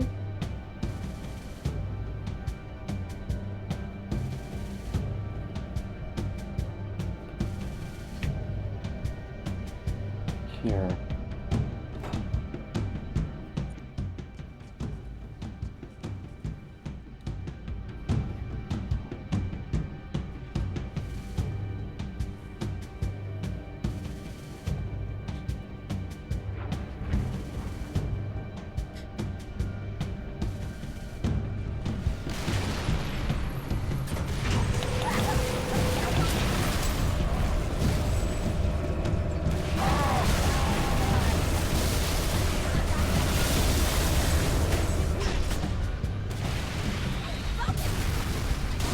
Reloading.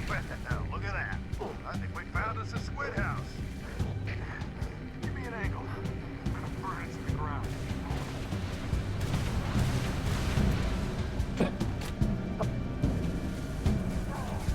That's right, you damn aliens. Doesn't feel so good, does it? Well, like the good book says, paybacks a bitch.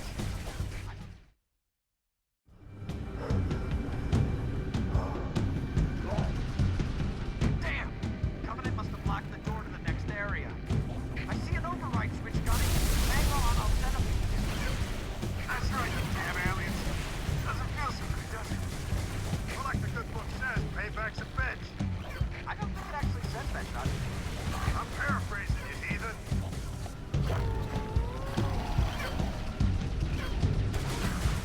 Cover me. Reloading.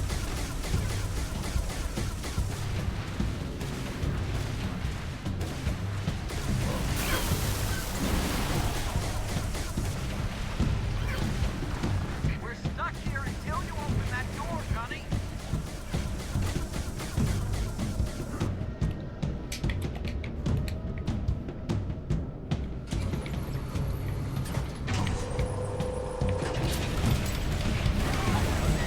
Door's open. I'll go first. Roger that. Follow your lead. Got him!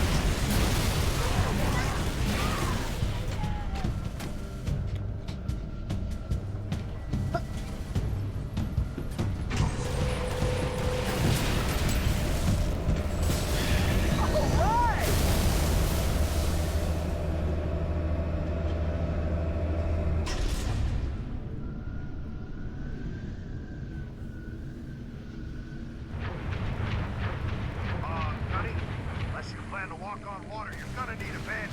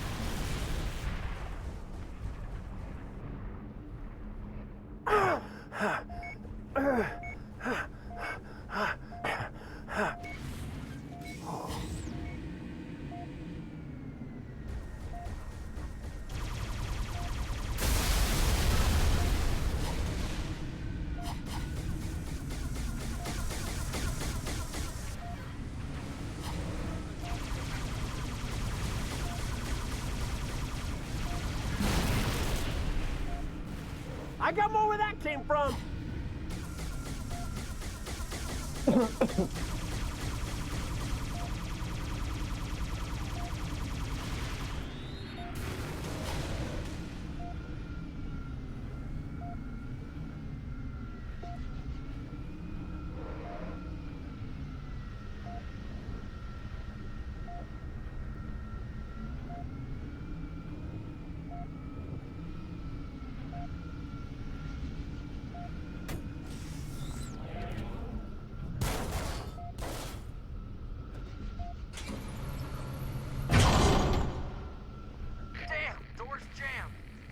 lost power.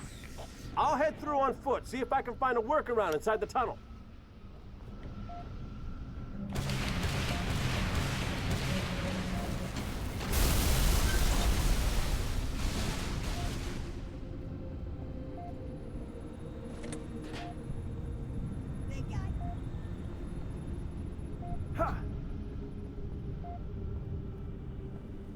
Found you. Our food has been...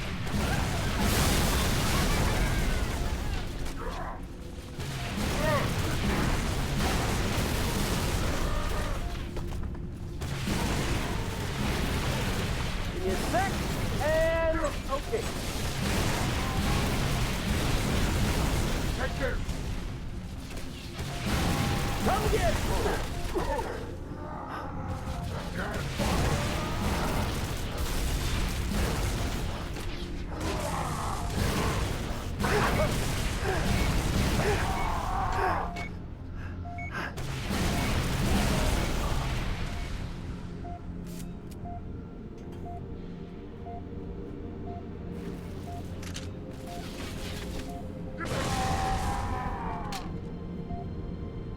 Gunny, check the far end of the tunnel. Might be a backup generator.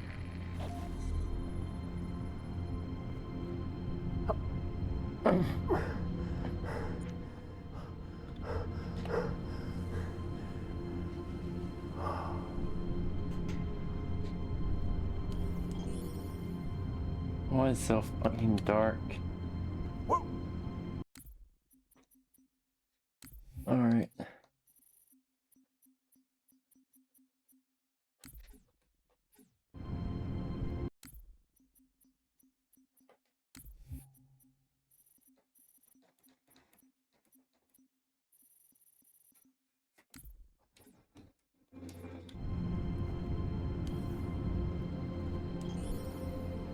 Far in the tunnel.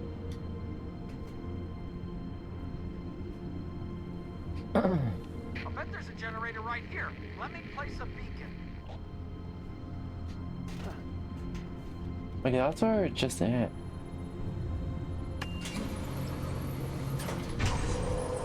That did it! Door's open.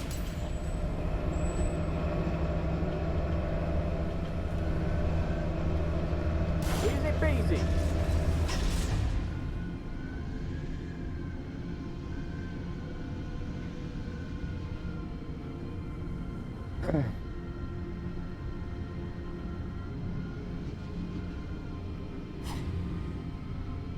Troopers, I got bad news. What?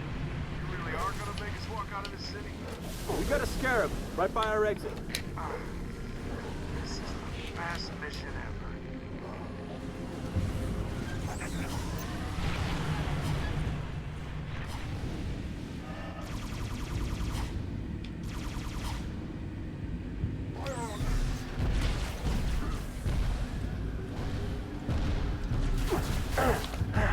Knock out its legs and it'll stop moving, Gunny.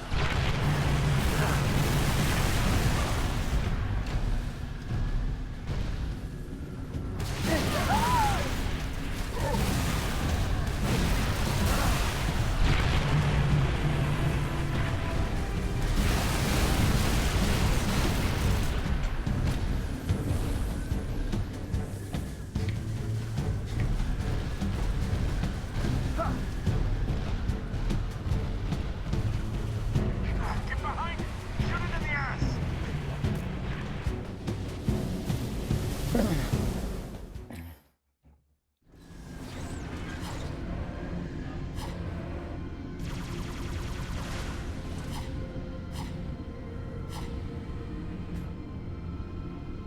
Troopers, I got bad news. Oh, what? You really are gonna make us walk out of this city? We got a scarab right by our exit. This is the best mission ever.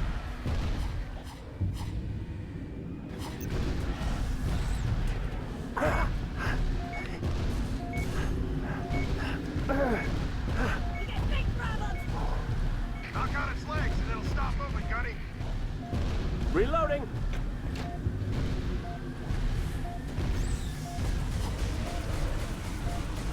Give you hell!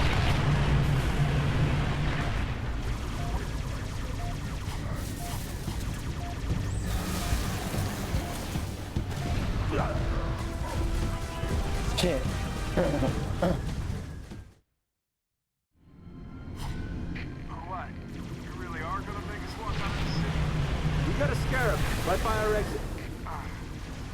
This is the best mission ever.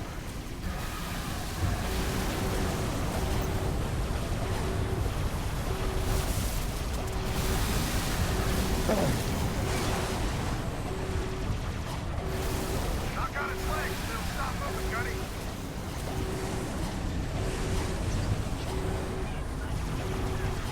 Bastard!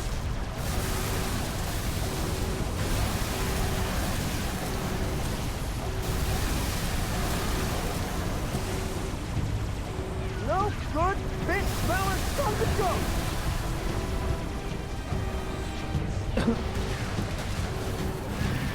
Target down! Get behind it. Shoot it in the ass. Taking mag!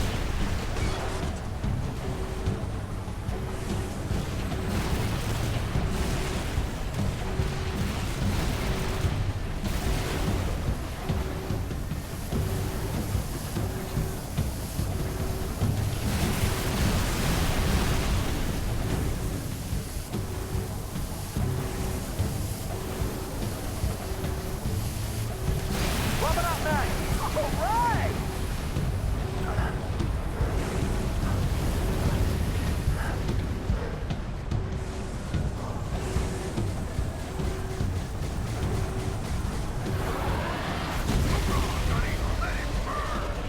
Head into the tunnel before another one shows up.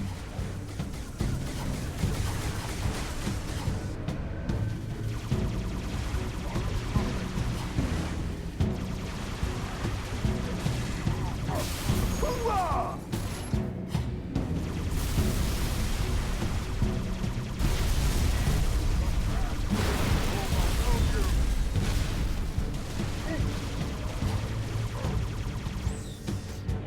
Booyah!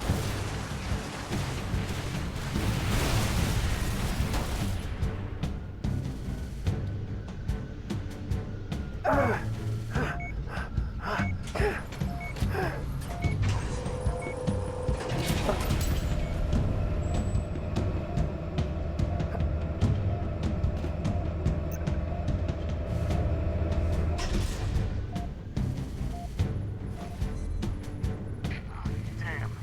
We hit the squid jackpot. Take him out, Gunny, so we can get through. Stay clear! This is gonna be one hell of a chain reaction!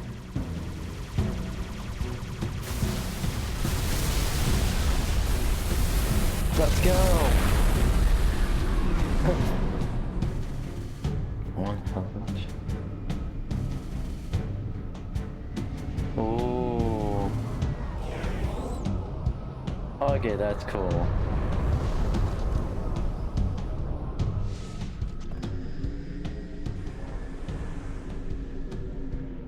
Keep her Okay. steady, Mickey. You doing okay? Just glad we didn't go with your first plan. Look at those tunnels. Ones that aren't flooded are probably packed with buggers. Hell, I wouldn't go down there even if you ordered me to. Come on, Veronica. What could be more important than that carrier? My orders. And Buck, call me Captain. Mickey, turn around. Find a safe place to set us down. What? Why? I lost something. Now I know where to find her. Ooh.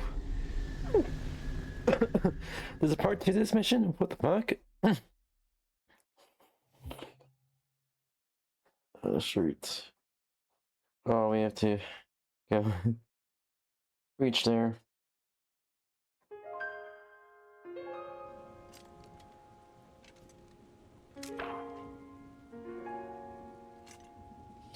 Ooh, ODC is more fun than I thought.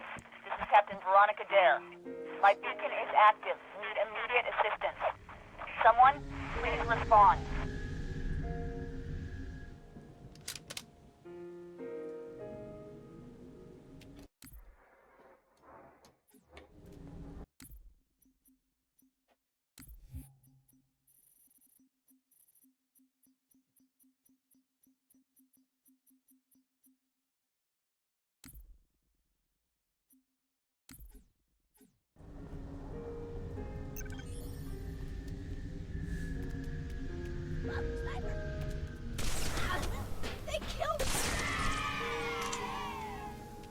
Yeah, fuck yourself.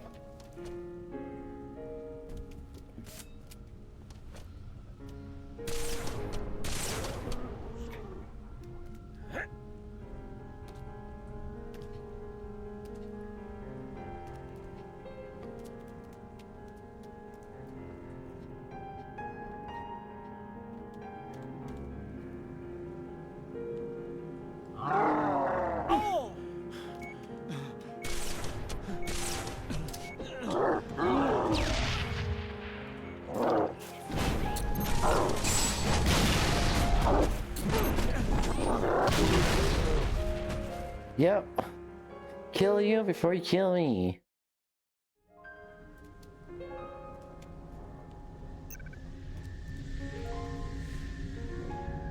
Someone's sniping! It ain't us!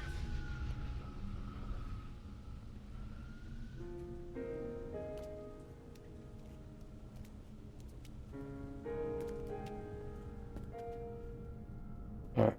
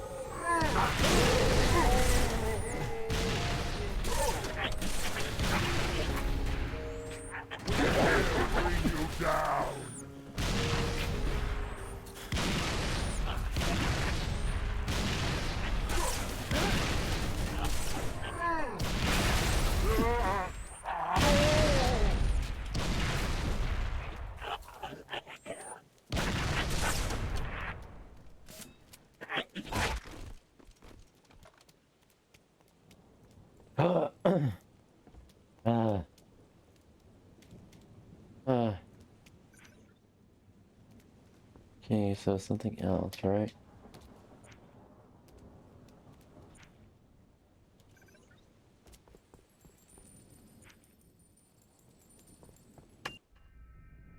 Oh.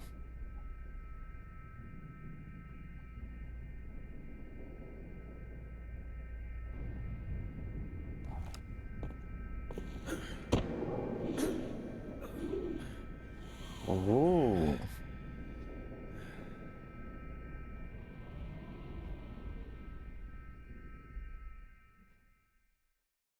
This is interesting.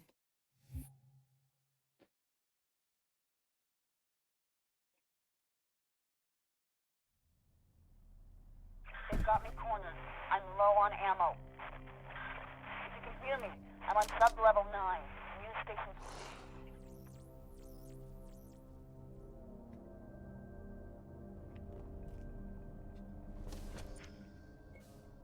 Alright, so we're gonna be ending off the Halo ODST gameplay here. And we're gonna do is have our mandatory lunch break. Here's a good cow. I am.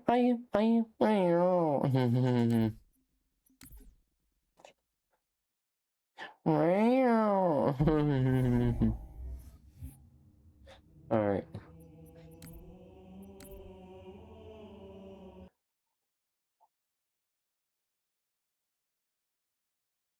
What am I just chatting?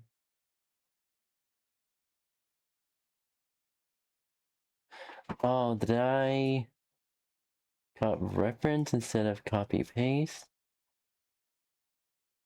Let me.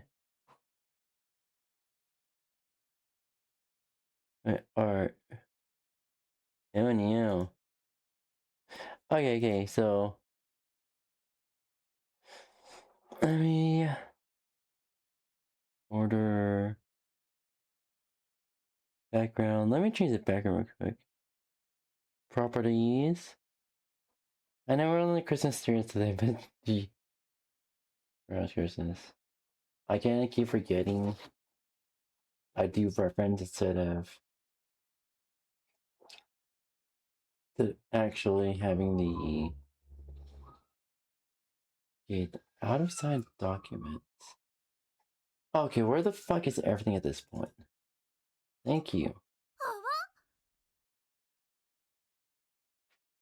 Alright, there we go. Xmas. There's that, and yippers.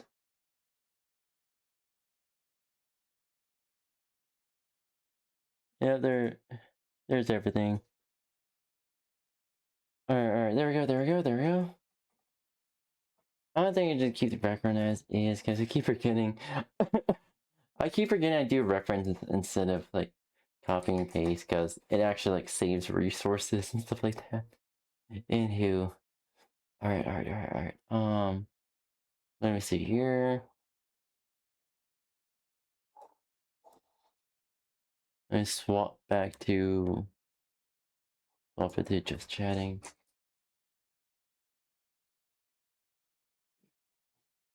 And chat, I have a question. How's your day been? How's your Sunday been? Are you doing well?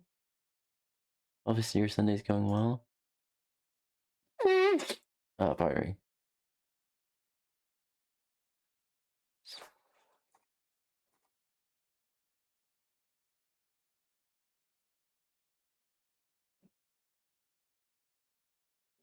Alright, there we go. Oh, that's good. Glad your day is going well.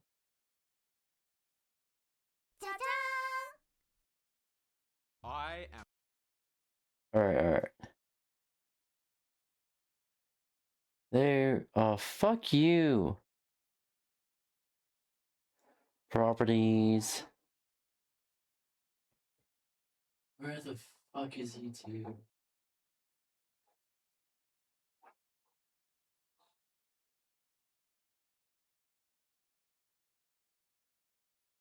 There we go. Sometimes this OBS, it does not even fucking... Okay. I'm fed up with Minecraft server rules and reporting system. Too many times I've tried to report shady pay-to-win Minecraft servers that feature unregulated and non-EULA compliant gambling mechanics with hidden odds likely heavily rigged against the player, only for absolutely nothing to change, and these servers continuing to operate scot-free, earning tens of thousands of dollars monthly. The system is broken, and shady servers that should not be allowed to run do. So I decided, if you can't beat them, then join them. If Mojang won't do anything about it, why shouldn't I take advantage of the situation and create an extremely predatory pay-to-win Minecraft server centered entirely around shady gambling mechanics with a rank that costs $1,000 that deliberately breaks every single rule set in place by Mojang, even going as far as to deceive players into paying to be kicked from the server over and over, then report the server to Minecraft and Mojang myself. Will this spur Mojang into action finally, and will they ban my server? Or will my highly unethical and predatory server be able to run without any issue? Alright, There we go. Here's what I did. I set up a new game That's on interesting. my Minecraft server, 𝙂𝙤network.net, with some special features intentionally designed to break Minecraft's guidelines in similar ways other servers such as Cosmic Sky, Minecadia, and more do, although I took it to a much greater extreme. If they didn't get blocked for doing so, surely I wouldn't. Right? The first rule I was going to break was related to gambling. So I found this casino build schematic online. It's me again. Welcome. How are you doing, Flower? Hopefully you're doing well. We just finished up our Halo ODST Let's Play episode, and I'm pretty much almost at the end of Halo ODST. Can you see? Yes, I can see. I can see.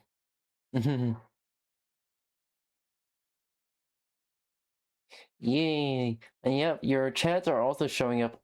Your chats is also showing up on stream as well, so don't worry about that. And you. Yeah, I'm gonna go grab something to eat real quick. And I'll have y'all enjoy the video for a minute. And I'll be right back with Blitzies. Matinee, I love y'all.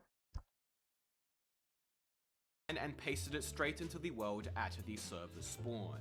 Alright, so I set up a cool roulette table here. This actually cost me a few dollars to buy the plugin. They right click, they get this cool, very non-EULA compliant GUI where they can pick a number, a color, green. They select, they put a amount they want to bet, let's say like 100. As per Minecraft's usage guidelines, which features all the rules around what you can do with Minecraft, specifically what you can and can't do with servers, they strictly prohibit any form of mature or unsafe content, such as gambling. However, when they say gambling, they only disallow things that look like gambling you would see in real life, or replicate real-life gambling mechanics. So a crate or loot box would be allowed, but a Minecraft casino or roulette table would not, as the latter replicate and looks like real gambling, but a loot box or crate which wouldn't be found in a casino does not. Alright, so here we go. It's rolling now, you can see the arrow, it's gonna go on one of them and that's the one that's gonna win. Oh no, wait, it actually might be green. No, never mind. 33. Boom, look at that. Thanks to this nifty plugin which I bought, editor Mr. Epic from the future, well, present here, since I set up this server a few months ago, this plugin, by the way, has seemingly been taken down entirely. Even its GitHub has been deleted, likely because merging enforcement don't want it to exist due to it breaking the guidelines. It was that non-compliant. My server now had a very nicely made roulette table that essentially one-to-one recreated a roulette table you would see in a casino, which multiple people could place bets at the same time for maximum non-guidelines compliance. Oh, and one other thing, when I was going through the config for this plugin, I noticed they had some settings designed to combat game addiction, and this max bets per day was set to like 5 or something, but you know, we're not here to concern ourselves with game addiction, if that's even a real thing, so I just, you know, increased it a bit so that players won't have an issue placing as many bets as they want. They'll thank me later, trust me. A couple of non-compliant adjustments, and perfect, roulette table gambling is all done. Next, it wouldn't be a shady Minecraft server if we didn't have crates, so I quickly set up some of those. However, not all is as meets the eye. So first of all, I've set up this God crate here, which is a bit more deceptive than meets the eye. So here are the items you can win, and you might notice they look a bit odd. And I'm going to leave that up to the Mr. Epic in editing to tell you why these items are not as they seem. So, since we are trying to break Minecraft's guidelines, I thought I'd add a layer of deception to these crates. You see, they might look extremely pay to win, but these items are actually secretly extremely pay to lose. Each item has a special hidden attribute which I assigned to it that will activate when a player attempts to use said item. So, for example, the sword has a hidden attribute called Entity Interaction Range, which I set to 0, effectively making it so you can't interact with any entities or hit them at all. The pickaxe and shovel have similar but for blocks, meaning they simply can't mine or mine fast. Yeah, I like watching about Minecraft, and also I'm back. Gravity, shooting them into the air, which will lead to the server's anti-cheat kicking them repeatedly. This one will be very fun to watch later on. And there's a few more. My favorite is the one where holding a bow makes you gigantic, thus getting stuck in blocks and builds. Basically, while this entire crate looks pay to win, it's actually all secretly pay to lose. The players don't know these items have these attributes from the crate preview window though, I've deliberately hidden them, which is not compliant with Minecraft guidelines, as the guidelines require you to accurately list all items that could be won and their odds. My crates hide important attributes of the items that essentially make them useless, intentionally deceiving players. But anyways, here's what it looks like when you open it. This cool dopamine dripping. Look at this amazing dopamine dripping effect. Boom, one God Helmet 1. Fan-frickin-tastic. This wealth crate has a variety of goods. I'll explain some of the significance of a few of these in a second, but you know, pretty stock standard. Another cool particle effect to get the players hooked on gambling. Beautiful, 64 iron blocks. As I'm sure you guys all know, servers always have a bunch of ultra rare, expensive collectible stuff. I threw this in here as like a rare sort of items that you can get and collect, you know, unobtainable type crap. There we go. That is the dopamine-inducing effect we love to see. I added a few other crates for fun, but also because these crates were going to be part of the unique gambling-centric economy I designed for the server. Here's the next thing I've set up, and this is how the whole little gambling server economy is going to work. Essentially, there are 3 unobtainable items that players will sell to get money. So the first is a prismarine shard. Players will be able to get a kit paycheck every 10 minutes, and which they can then sell for $1,000, and that's their pay, you know? They go to their long 9 to 5, they get paid, and then they dump their money into the casino and convert it into chips, like so. The $20 rank I've added gets a dragon egg, which sells for a cool $1 million, you know, just a small loan. Damn, you know, that meme's so old now, I don't even know if any of you guys are gonna get it. And then I got the ultra expensive $1,000 high roller rank, which gets a nether star that sells for like, what is that, 9.9 billion? I don't know how much that is. I guess put as many 9s as Essentials would let me put. These 3 items were essentially the items players would deposit into the casino like a real world money in order to get casino chips they could bet with, which was just represented by money on the server, as after all, they do need something to gamble with. And to add a level of additional non-compliance to this, I created 2 ranks players can pay for. The first rank was a $20 rank called Rich, which allowed players access to Kit Rich, giving them a dragon egg they could sell for $1 million every hour. And the second rank was a $999 rank called High Roller that allowed players access to Kit High Roller, giving them a nether star they could sell for $9.999 billion every hour. Obscenely pay to win, as players can straight up spend real money for in-game money that they can then gamble, and is also non-guidelines compliant. You see, there's a tricky little rule in the Minecraft guidelines that says you are allowed to sell entitlements that affect gameplay on your server, provided they don't ruin other players' experience or give a competitive advantage in the game. Many people misinterpret this to mean that pay to win is not allowed on servers at all, but the key word here is competitive.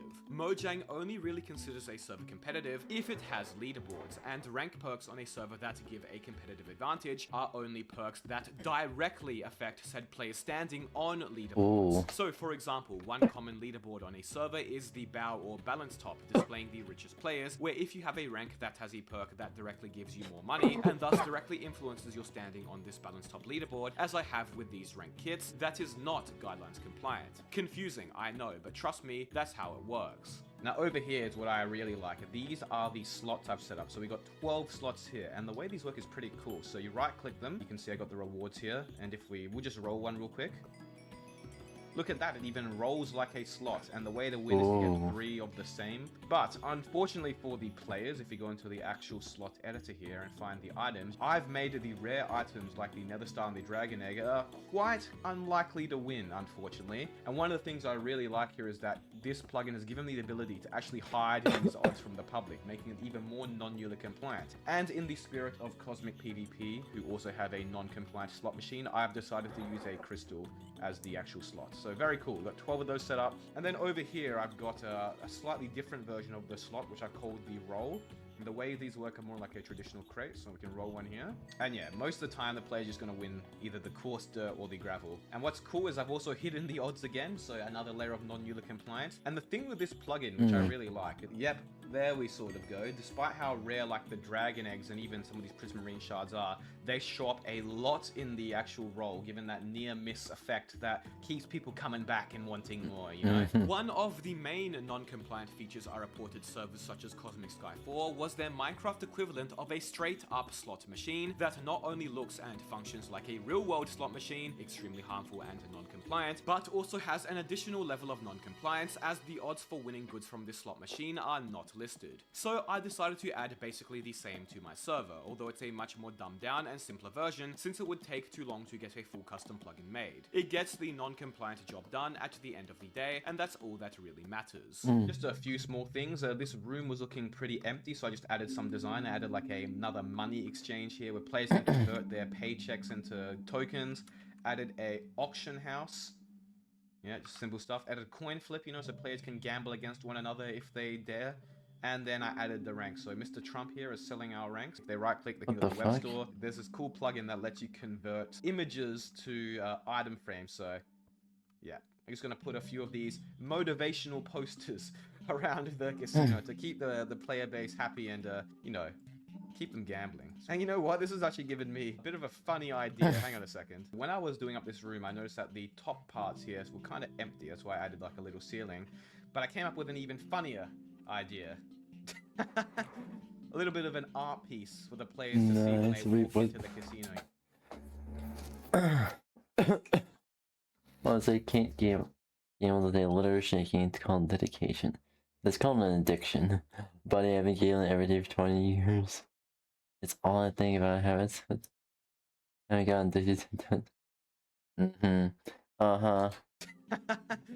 A little bit of an art piece for the players to see when they walk into the casino, you know, just to keep them motivated. And I was going to do another one or two, but this actually took me like half an hour to do because this was 103 small maps. I can't be asked doing another two. Some final touches, just some NPCs to, you know, really sell the casino vibe. I did like a little red carpet. I even added a command that lets people /sit. There we go. So they can sit at the roulette table and place bets and just chill here. Yeah, you know, hopefully my casino ends up being a nice hit. The server was now basically done. I set up the web store with some fitting images, and all I had left to do was to sort out some basic backend stuff to make sure the server and permissions were all in order. It was now time to open the server to the players to see what they thought. I announced in my server's Discord that there would be a special temporary experimental game mode event, and sure enough, when the day came, over 50 players were ready to join my casino. I mean, server. Wow, people really love the slots, so look at that.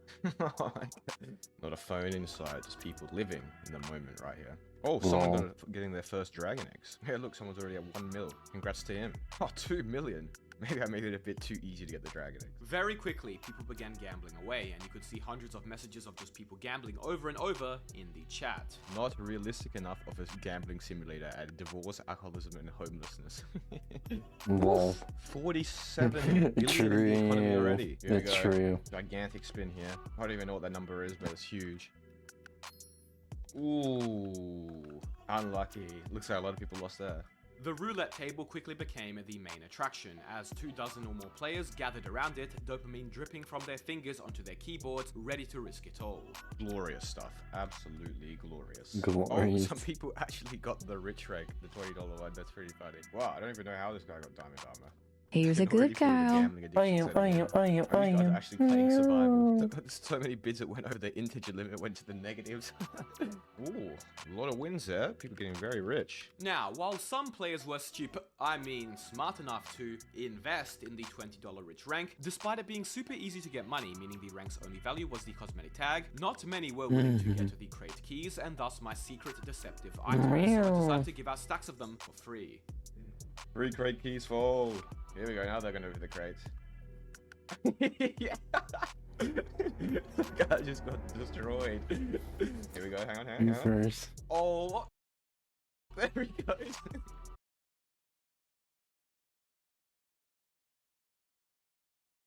What? Oh my god, the lava cast. It got into the casino. These guys are still gambling.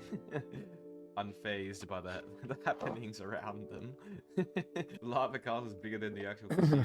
Some players had taken advantage of the fact that I lazily set up World Guard and used an exploit to lava cast the protected area of my casino. And they were very dedicated, as I would see when I logged in yet another day later. What on God's green earth has happened here? There's one guy still gambling. He's just in the corner here, still gambling. Oh, he's the richest player on the server too. He's the only player left. He's just been grinding the slots over and over. What has happened to this casino though? You can't get in, nor can you get out. Oh my god. It's been completely nuked. The roulette table's just just gone, basically. Can't even play. Look at the NPC. And yet there's one guy in here, dual gambling away. He's grinded all the way to top 1. Well, the server to prevent others from tampering with my experiment accidentally. It was pretty obvious it was a joke server though. Most figured out the gist of it just after playing it for a bit. All I really needed to do to see if Mojang would take action against a blatantly guidelines breaking server was to make the server look real and have working mechanics that broke the guidelines. It didn't have to actually function as a real server. So a few hours after opening the server and messing around with the players, I wrote up a detailed report listing all the reasons why my server was not compliant and submitted it through Mojang's official server report form using an alternate name and email. All I had to do now was wait. Would Mojang enforcement actually take action against such a blatantly non-guidelines compliant server, or would I get off completely scot-free? Well, surprise, surprise, nothing has happened. It has now been about 2.5 months since my experimental guidelines breaking game mode ran, and thus 2.5 months since I reported my own server. We have not received any emails from Mojang enforcement, and the game mode has remained up and playable the entire time in all of its non-compliant glory. And here's the thing. Let's assume that right after this video is released, Mojang enforcement does end up contacting us about the server, or they would have gotten to it eventually. As I went through in my last video, this response time simply isn't fast enough to act as a deterrent for bad actors. If this were an actual shady non-compliant server with harmful mechanics set up properly, this server could have made 5 figures in this 2-month period where Mojang did not act whatsoever. This server would not care about Mojang enforcement reaching out to them now, as they've already made their money. And even if they did remove their rules that enforcement are just invisible process. And that's true. And exploit them to make more money for months before Mojang will respond again. I can understand needing a few days or even 2 to 3 weeks to act on a report and block a server, but over 2 months with not even an email yet is simply not fast enough of a response time to deter server owners from implementing such harmful mechanics. And that's basically it. I think this experiment and its results can speak for itself. Watch this video here if you want a more informative video on my grievances with Minecraft server reporting system. Honestly, I'm shocked. And that's just, what the fuck? Okay, it's Phoenix, I wouldn't love users.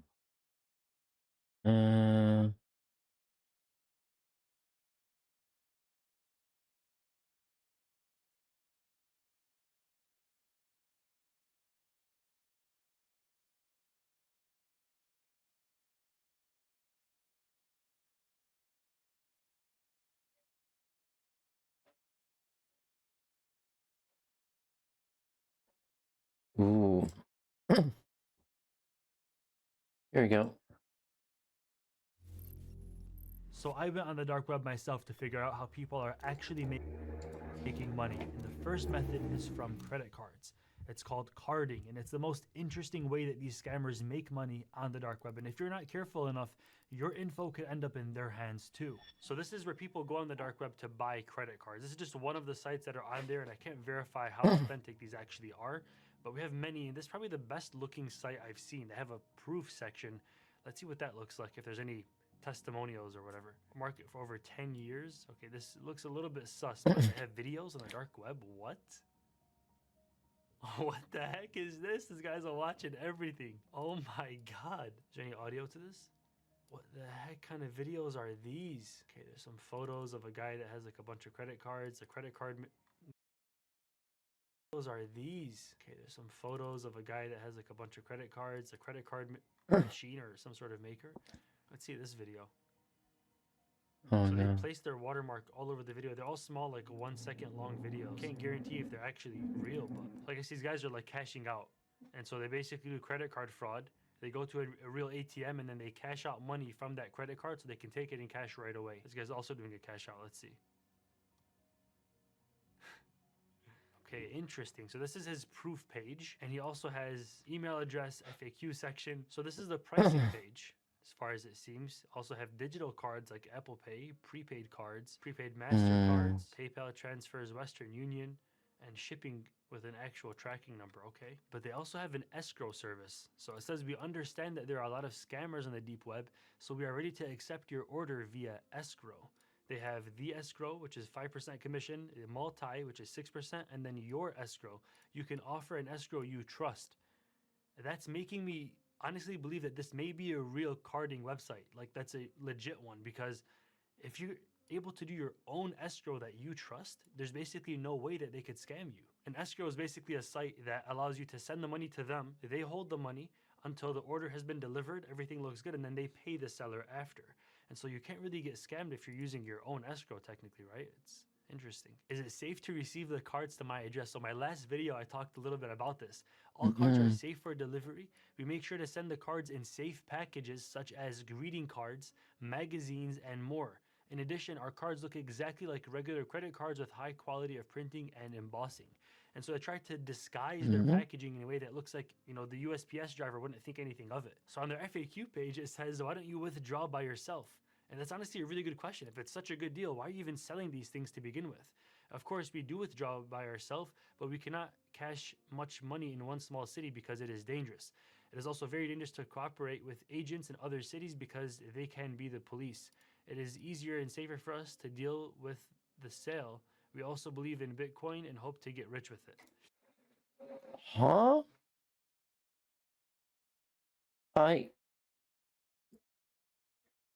This is shady as shit. Also, if you're actually on the dark web, there's not gonna be all the scary stuff. It's more like kind of like this type of shit. Sounds a bit sus. Now we're on another deep website. Let's move on to the next story video. begins inside of the Naboo plasma refinery, as the sound of violent lightsaber crashes are echoing all across the wide chamber. Jedi Master Qui-Gon Jinn and his Padawan Obi-Wan Kenobi were dueling across the plasma long bridges, overlooking a darkness that seemed to never end. And their enemy was the first Sith Lord seen in around 1,000 years. During those years, there have been acolytes, pretenders, dark Jedi, but this warrior was different. This warrior was undoubtedly the return of the Sith. As Qui-Gon fought across one of the long bridges, he couldn't help but think of what this could mean for the future of the galaxy. This could not be the only Sith. If he was alone, there's no way he would ever reveal himself. No, this was almost certainly an apprentice. This thought gave Qui-Gon a sense of dread, knowing that the Master was out there somewhere, and his power likely far exceeds this apprentice. This line of thought would give Qui-Gon the extra bit of motivation that he needed.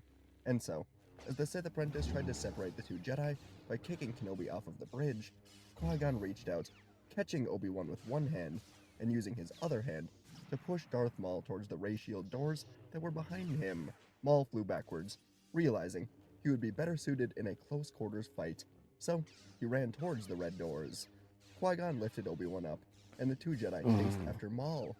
Eventually, the two of them would reach the final door right as it closed, and it sealed with Maul standing in front of them, already in the small circular red room with the deep reactor shaft.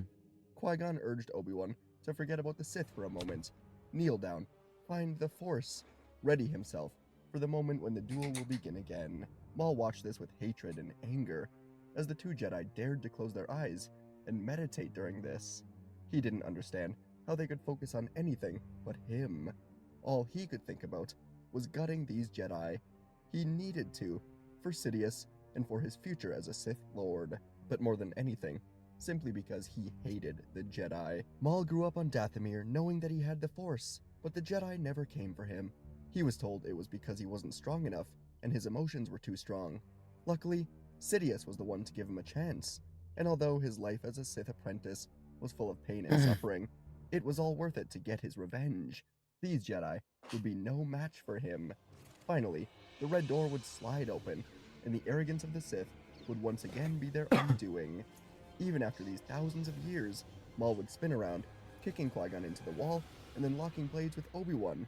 Maul would twist his wrist, getting on Obi-Wan's weaker side, slicing across his shoulder. But Qui-Gon reached out, catching Maul's blade with the Force, and pushing it back. Maul was forced to kick Obi-Wan, then push back at Qui-Gon, and the two of them, Jedi versus Sith, pushed against each other, step by step, both straining heavily, until they were yelling with all of their strength. Objects were clattering to the floor, the room was shaking, and finally, the two of them would touch their palms together. The Force would explode outwards. The sound was almost like a bomb, as Obi-Wan watched both Qui-Gon and Darth Maul crash into the opposite walls, before falling to the floor in a heap. Obi-Wan was breathing heavily, He got up and he approached Qui-Gon. He was still alive. And so, as he approached Maul, who was also still alive, Obi-Wan held his blade with his hand trembling a bit. Part of his mind was telling him to finish this, but Qui-Gon stirred awake, and he calmly told Obi-Wan to leave him alive. He is unarmed, and he can provide much more to the galaxy with his life, rather than his death. Obi-Wan nodded, pulling a pair of cuffs from his robes, as Maul would be taken back to the hangar. Elsewhere, young Skywalker would destroy the Federation ship, while the Queen and her team would capture the Viceroy, ensuring the Battle of Naboo ends in victory for her, the Gungans, and the people. And Maul would be loaded onto his ship, but Qui-Gon would meditate on everything, and he would tell Obi-Wan to take Anakin back to Coruscant. He is going separately to bring this Sith warrior somewhere else. Whoever his master is will not be willing to have loose ends. He told Kenobi to tell the Council that the Sith warrior has been killed, and that Qui-Gon is finishing up some reports on Naboo. Obi-Wan was clearly hesitant about lying to the Council, so Qui-Gon asked Obi-Wan to please trust him on this. He has a plan. Obi-Wan would reluctantly leave with Anakin, and Qui-Gon would take Maul into a different transport and blast off into hyperspace. He was going to Dathomir. While flying through hyperspace, Qui-Gon would dive into some records from the planet. His basic knowledge of the world reminded him that the Zabrak people are often from here, and Qui-Gon also knew of Night Sister magic from this world. The likelihood that Maul and his Force abilities came from this world was quite high. Qui-Gon wondered if perhaps the Great Mother of Dathomir knew anything else of the Sith. Maul was going to be kept knocked out, and so, as Qui-Gon arrived on Dathomir, he stepped into the red mist, only to quickly find himself surrounded by Night Sisters. They hissed out at him, asking what a Jedi is doing so far from his precious temple. Qui-Gon held up his hands, showing that he is no threat, and he said he's encountered a Zabrak warrior that has been trained in the dark arts of the Force, along with lightsaber combat. If possible, he would like to speak with the family of this Zabrak.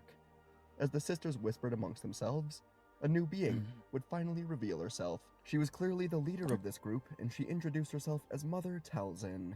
Long ago, Talzin came in contact with the man known as Darth Sidious.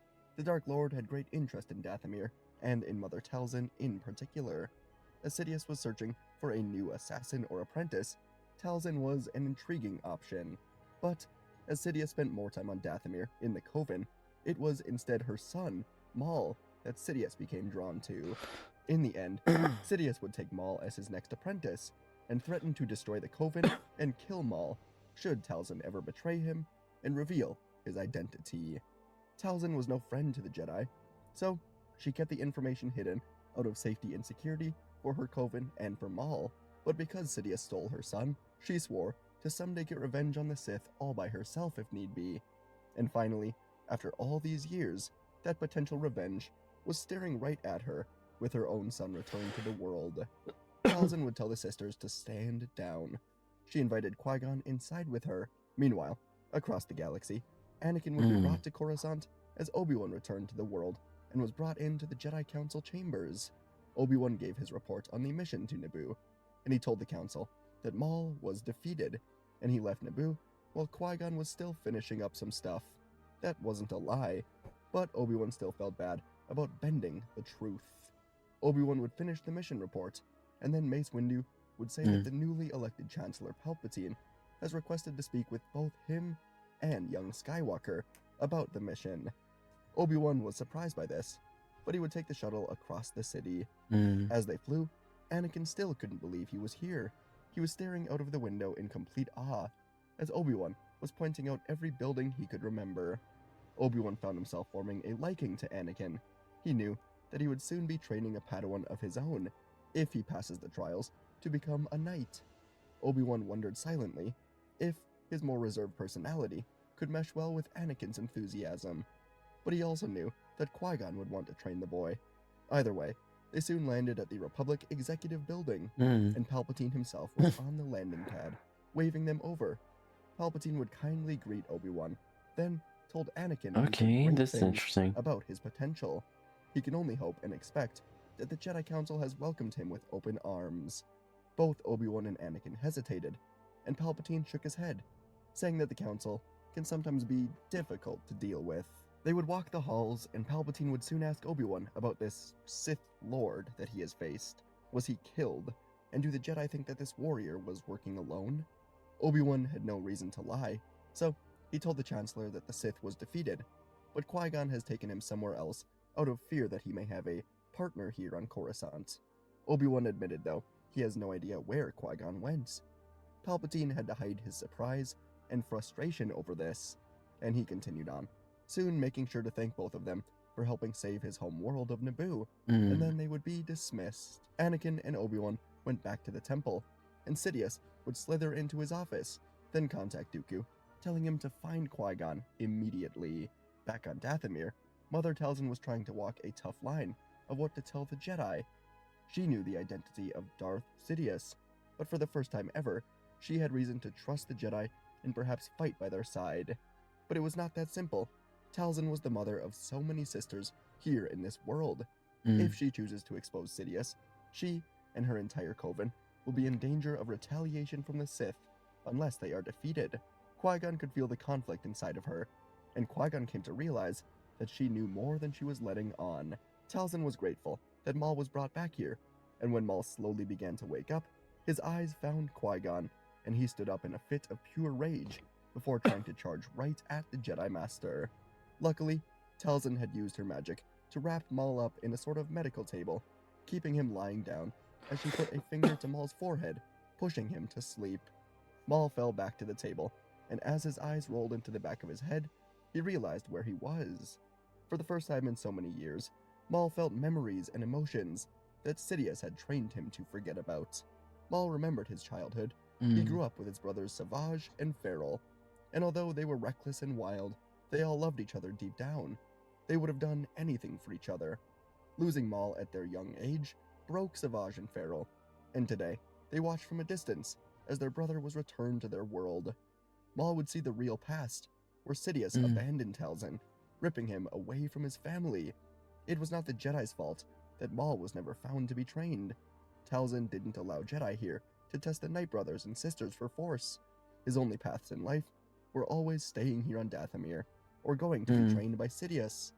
And Maul realized just how much he would give to live with his real family once more, away from the lies, the pain, the suffering, and the Sith. In the Coven, Qui-Gon watched Maul fall back asleep, and then he heard his communicator beeping, so he asked Talzin to excuse him as he moved to his ship. Once aboard, Qui-Gon answered to find his former master, Dooku, trying to reach him. Dooku smiled, then told Qui-Gon that he's heard about his encounter with the Sith, and he's reaching out to see if he is alright. Qui-Gon was happy to see Dooku, and he told him everything. When Dooku asked Qui-Gon if the Sith apprentice was still alive, Qui-Gon said yes, and he's brought him home in pursuit of answers to this mystery. Dooku didn't need to know anymore. He didn't want to ask anymore without sounding suspicious. He knew where Maul's home was. He just told Qui-Gon that this was very good, and he has done well. Perhaps the Council would do well to listen to him from now on. The two of them said their goodbyes, and Dooku would quickly relay this information back to Sidious, telling his master that he's located Qui-Gon and Maul. They are on Dathomir. Back on the world of witches, Mother Talzin would have her eyes closed, with her hand on the head of Darth Maul. She was seeing what he has seen, and the horrors of it all made her feel even worse for allowing him to go suffer under Sidious. She saw his horrific training on Mustafar, isolation in the dark that went on for weeks at a time, where Sidious wouldn't let him eat, sleep, or see anything but darkness. Sidious had spent years crafting this man into the perfect weapon of the dark side, and it enraged Talzin. Her revenge on the Sith would someday be exactly what she needs. And so, when Qui-Gon re-entered the castle, he would find Talzin and a group of witches performing this ritual on Maul, trying to rid him of the chains that were tying him to the Sith, tying him to his loyalty with Sidious. The ritual would go on for a long time, and eventually, Qui-Gon would begin walking the forest outside of the main fortress. He still had many questions for Talzin, but he knew better than to get in the way of these rituals. But as Qui-Gon was walking through the red mist and the ancient trees, he felt a sudden wave of darkness hitting him like a cold wind. And then, above him, he saw the lights of a shuttle cutting through the trees. Someone was here. Someone cold and dark. The Sith. They were coming to ensure that Maul cannot tell them anything. Qui-Gon didn't understand. How did the Sith know he was here? The realization hit Qui-Gon like a punch to the stomach from a rancor. Dooku. He told Dooku where he was inadvertently. Qui-Gon took off, sprinting through the forest, bursting through the doors to tell Talzin that the Sith Lord is here. Her eyes opened, and she commanded the sisters to finish this ritual. She has some new business to attend to. Oh, Out this is in the interesting. trees, Darth Sidious and Count Dooku descended the ramp of their shuttle as a dozen Night Sisters would surround them. They all had bows ready to fire. Sidious was amused, and he quickly just spun around, blasting out lightning right into each and every one of them, killing them instantly as their bodies flew into the air. Moments later, Talzin and Qui-Gon would appear, and the tension in the Force was unlike anything else. Talzin told Qui-Gon that Sidious is hers, and she screamed out as she moved towards him, hurling waves of Night Sister magic as jagged tendrils of green fire clawed through the air, wrapping around Sidious's limbs, trying to tear him apart. Sidious answered with raw power, spinning his red blade to cut through the green tendrils, before sending spirals of lightning that burned the trees around them to ash, tearing holes through the fog. He advanced while severing her spells, turning her own magic back on itself. The forest shrieked as roots were twisting upward, impaling one another, as Talzin bent the land to her will, and Sidious was cutting through it. Close by, Qui-Gon Jinn and Count Dooku would circle each other between tall tree trunks, blades igniting in unison. The betrayal that Qui-Gon was feeling was threatening to break his will, but he knew he must fight. This was for everything. He wanted to try and reach through into Dooku's mind, but something had truly shifted inside of him. Dooku was gone. It would be merciful to defeat him today. That was all he could do. Still, Qui-Gon couldn't help but fight defensively at first, Greenblade flowing in wide, patient arcs, absorbing Dooku's more elegant but still merciless strikes. Dooku pressed hard, driving Qui-Gon backward, with precise thrusts aimed at his joints, wrists, and throat. Dooku was fresh off of killing Master Yaddle on Coruscant, as she had followed him into the lair of Coruscant. He was cemented in this path, and Qui-Gon would be the next to fall. As they moved, Qui-Gon couldn't help but try to reach the man he once admired, despite knowing it was likely hopeless. His movements were softening, his posture was opening, as if appealing to Dooku's conscience. Dooku answered by tightening his form, accelerating his footwork, cutting through the red fog with a deadly scream. Both of them knew only one of them would leave here alive. Across the forest, Talzin and Sidious tore at everything around them. Talzin striking from impossible angles, her claws of magic raking across Sidious's defenses. She quickly bound his feet with controlled tree roots, driving a spear of energy toward his chest, only for Sidious to shatter the spell with a roar of power, sending a wave of lightning through the forest floor. Their shared hatred fueled both of them, as Talzin drew strength from ancient spirits buried beneath Dathomir, while Sidious fed on the pain of the land, twisting it into a weapon.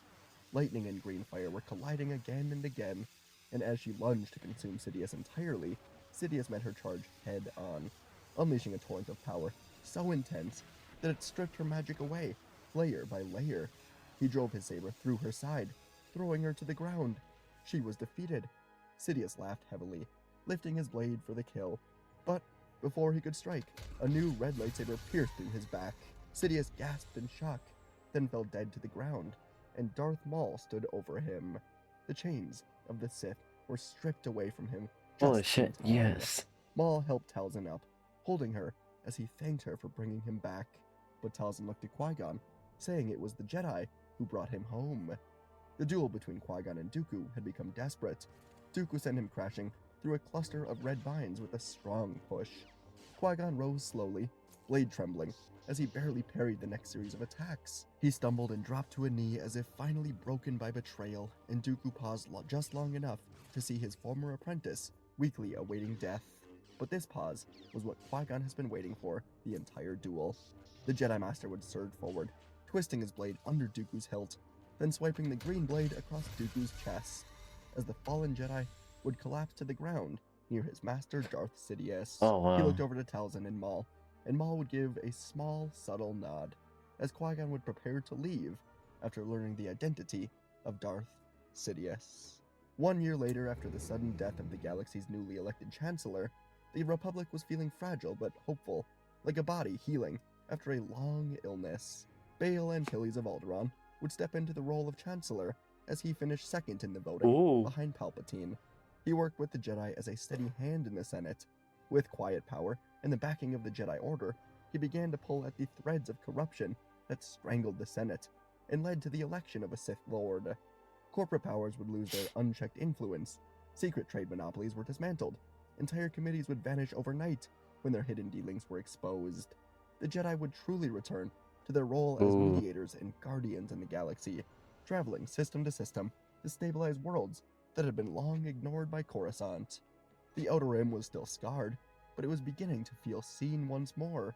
Qui-Gon would ask for Obi-Wan to train Anakin, as Qui-Gon would watch from more of a distance, serving more of a fatherly role for Anakin, as Obi-Wan was the Jedi that would be his master. The training went well, as both Obi-Wan and Anakin would rely on Qui-Gon to help them out with his master and Padawan relationship. And a year into their training, far from the halls of the Jedi Temple, Qui-Gon Jinn brought Obi-Wan Kenobi and Anakin Skywalker to the rolling highlands of Aldhani. The air was cool and thin. The land was painted in deep greens and stone-gray ridges. As they arrived among the locals gathered for the sacred event known as the Eye, and as twilight approached, Qui-Gon led Anakin away from the others, telling him he has a gift for him, something Anakin wanted above all else. When Anakin turned the corner, the Force seemed too still, as Shmi Skywalker would step forward from the crowd. No chains, no fear, just warmth and disbelief from Anakin. She has been freed through the quiet efforts of Padme Amidala, whose campaign against slavery in the Outer Rim has begun to change thousands of lives. The two of them reunited as Qui-Gon was putting all of this together. And soon, the Eye of Aldhani ignited the sky as the brilliant streams of light were flowing like living stars. Among the crowd, Qui-Gon, Obi-Wan, Anakin, Padme, and Shmi would stand together beneath it, colors reflected in their eyes. And in that moment, the future felt open and vast.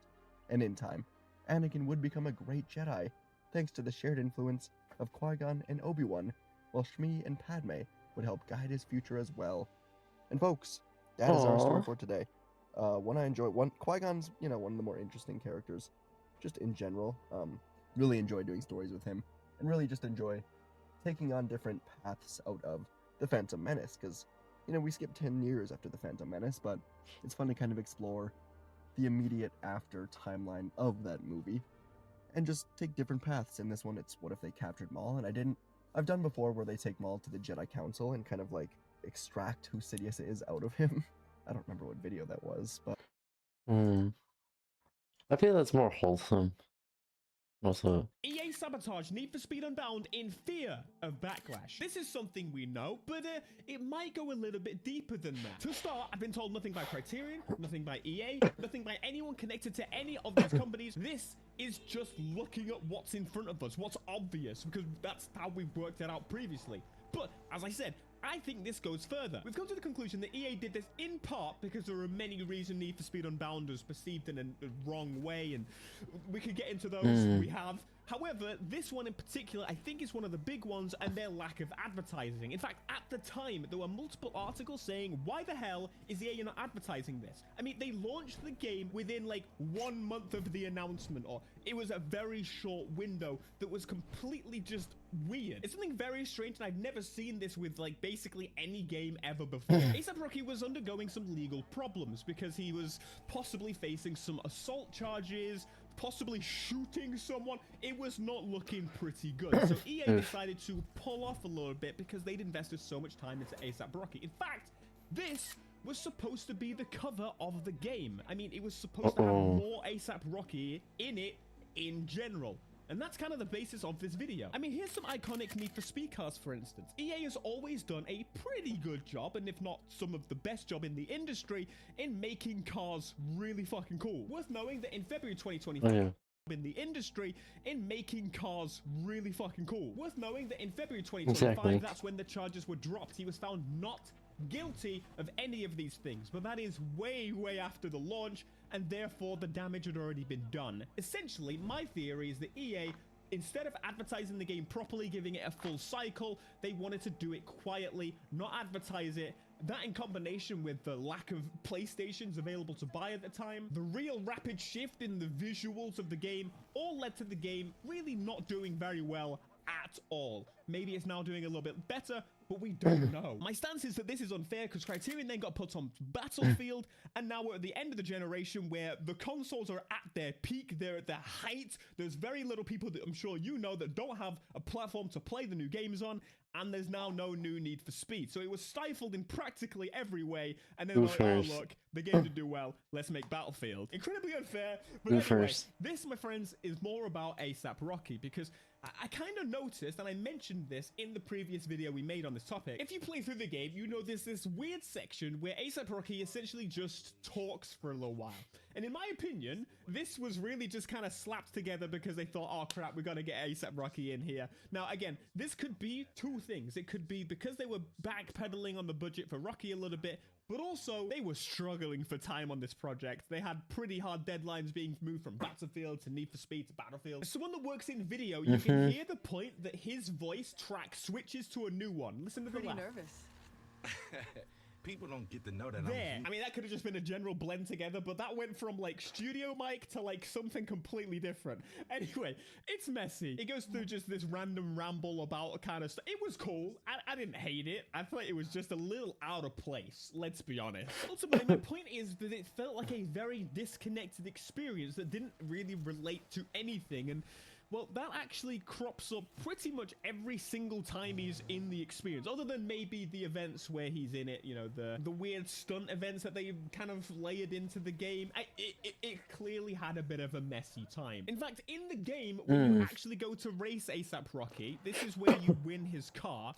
It is actually really simplistic and basic. You just get thrown into an event, and the start of this event looks like it's in the same place as another piece of media that they released, but all you get is a normal intro. ASAP Rocky's at the window, he does a fun little and the race begins, and there's no back and forth. He just does a little intro thing as they normally do, and that's literally it. Now, let's be real, he was probably extremely expensive, and the budget for the expensive ASAP Rocky came from Need for Speed Heat, a very successful game that I will forever tell you. By the way, one of the best-selling Need for Speed games ever made, especially by modern day standards. It just felt empty. You win, you get his car. One of the best Need for Speed games that have been ever made for modern standards. However, if you're going for the classic era, it's gotta be Need for Speed Most Wanted.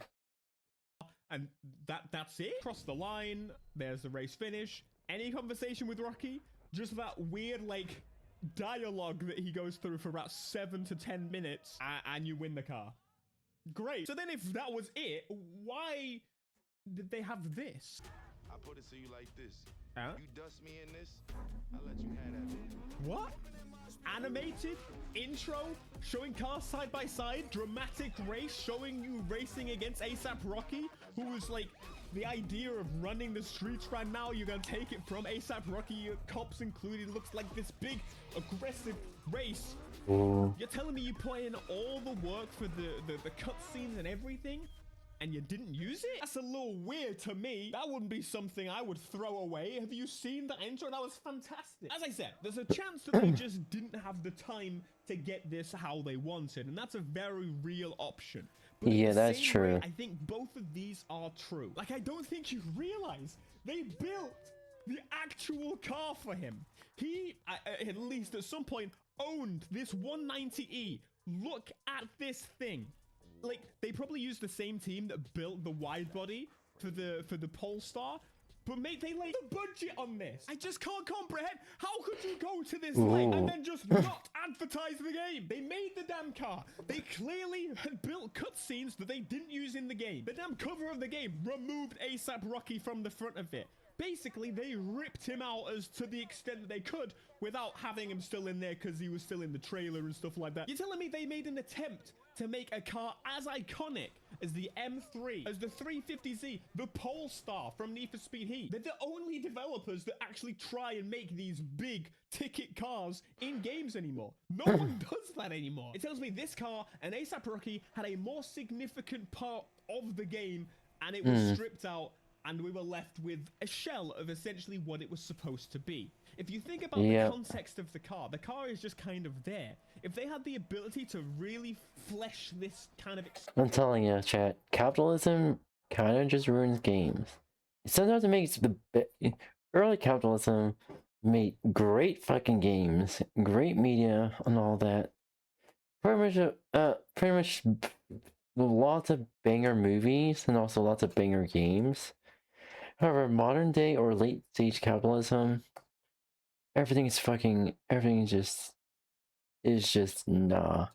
experience out in the way that clearly was intended based on the media we literally have. It could have really created a much more important car. I mean, as of right now, even the Polestar, they just binned it off right at the beginning. I don't understand what they were thinking in trying to create an iconic car, and they bin it, and you couldn't even get it at the end of the game until an update came out, which was absolutely wild. I give them so much respect because they really were the only people trying to create something super unique and actually peddle it as to be like an icon car. But every single time, they mess it up them damn selves. And this usually comes from EA, right? EA is the reasoning that the Polestar, okay, maybe not, because the Polestar, the writing of the Polestar was just kind of ass. The car went in the water, so what? The M3 was special because it was taken from us and we had to get it back. And that was their intent with the car that was in Need for Speed Unbound. Remember that car at the beginning of the game? It was supposed to be super special. They tried it and it just didn't really work. Like, it didn't have the same effect. Rocky's car would have been perfect for the, oh my god, aspirational car. Maybe not in the same way it was taken from you, just a completely different idea, but nonetheless, it was just there. And that makes no sense whatsoever, and we know now the context, realistically, that it was supposed to mean so much more. Could this car have hit the ranks of the 350Z from Rachel? Could it have hit Eddie's Skyline kind of ranks? Because these are cars that are not really iconic to the level of the M3 GTR, but the fact is, they're culturally known. People build these cars. Everyone thinks of those cars when they see the cars.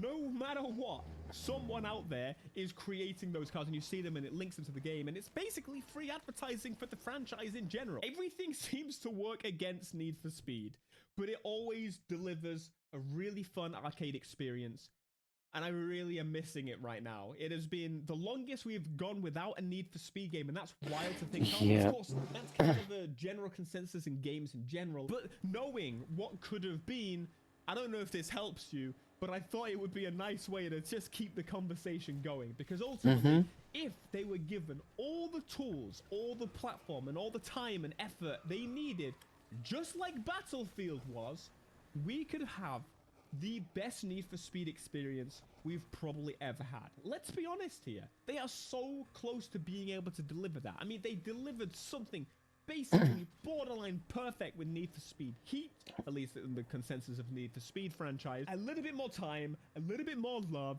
a little bit more effort, and we could have the greatest Need for Speed, the greatest racing game experience that we've actually ever seen. We want the feeling of ownership. We want the feeling of rivalry.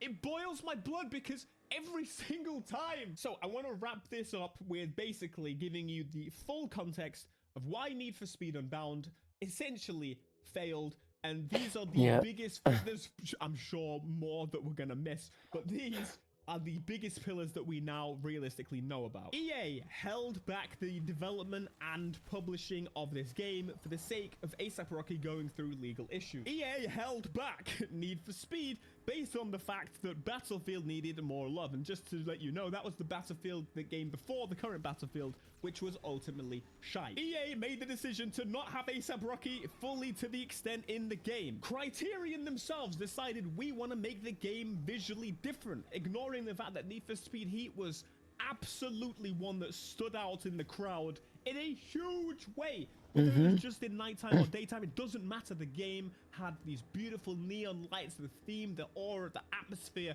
It was so bad. The PlayStation, which is the primary platform that most people play Need for Speed games on, and it sells the best on, like most AAA games, this PlayStation was impossible to buy at the time. Christmas was around and no one could buy the damn PlayStation. It was terrible.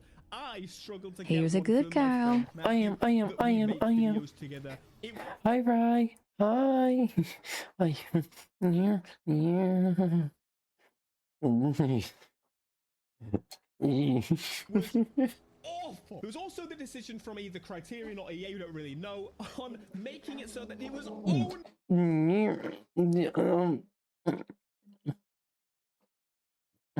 My body definitely did not react. Not at all. Not at all. Not at all.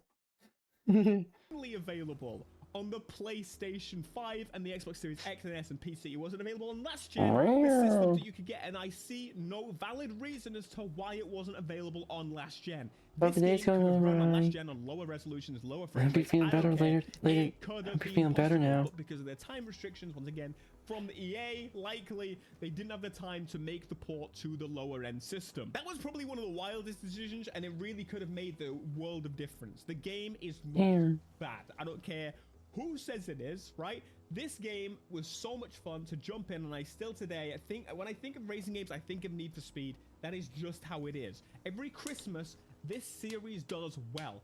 It pops off, whether it's on sale or not, I don't care. Or they get less money, I don't care. Every Christmas, it tops the charts, and this is the first time I've not seen that to be the case, because ultimately they keep letting the games just fall back and back and back. If we do not get development of Need for Speed all the way soon, we're going to have the same situation again where it becomes a new gen only game and it makes 0 sense. Oh my god. Yep.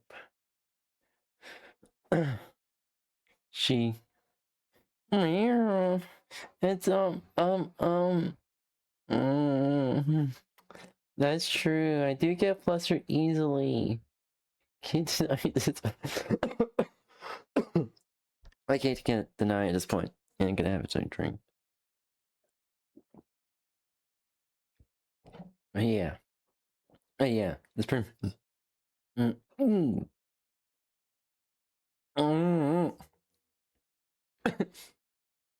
You're also cute. You're also cute. Both of you are cute. Both of you are very cute.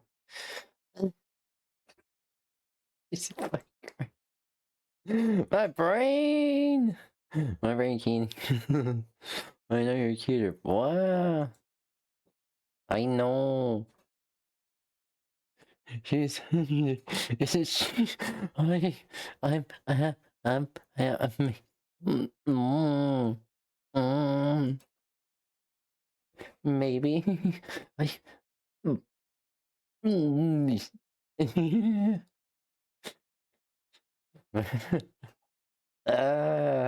can't handle much of this. Much more of this. Oh, you calm down. Let's try to calm down. I don't want to overeat. And brain melting. It's not just my brain that's melting, Red. That's all I can say for that.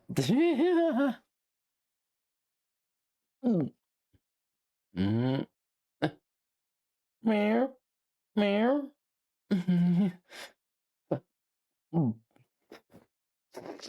Meanies. Meanies. Wow.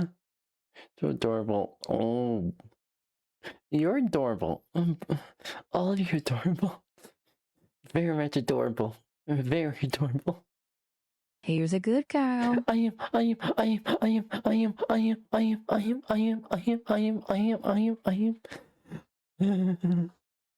Ah, Jesus. I'm not helping my case. I'm now horny. Yes, I am. Oh. You didn't hear that. You didn't hear that. Don't. You're definitely not gonna clip that, aren't you? Jesus Christ. And switching up to Minecraft.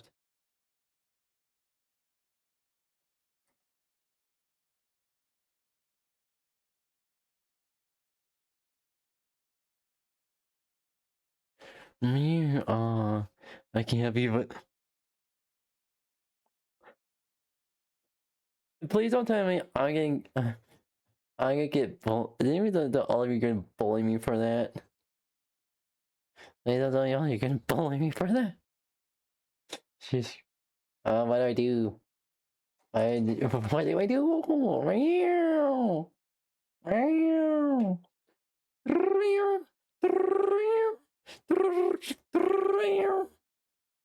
Meow. Uh-huh. Oh god. Oh. I'm gonna watch that later. I'm gonna watch it later. Meanies. Meanies. Meanies. Anywho. Anywho, this Minecraft. Oh jeez. I'm not helping my case whatsoever.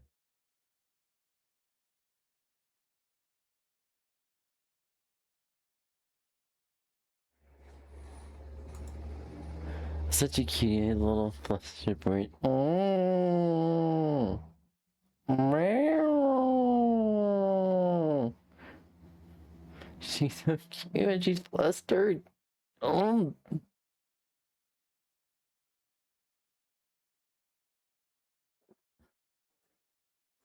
At least you got sweetness taste. At least you got something sweet in your mouth, right?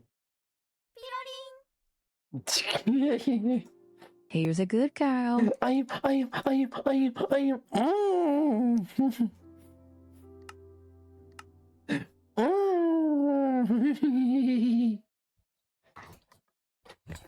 Oh god. That actually out there. Okay, there we go. Fixed. There we go. Jesus Christ. Oh.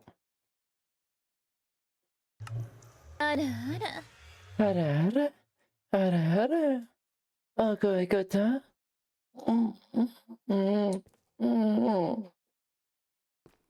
I don't remember what I was gonna do in Minecraft now. Yeah, I don't think I'm. Yeah, I don't think you too, Matt. What was I gonna do again? Hold on.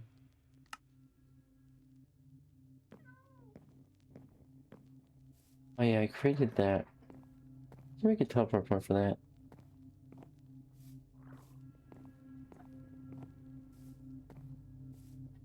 Okay.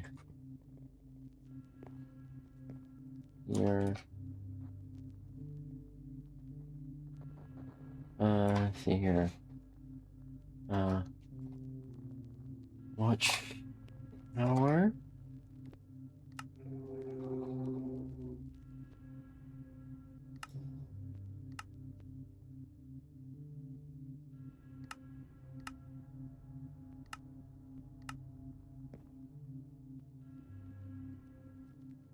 Okay. So we will. Well,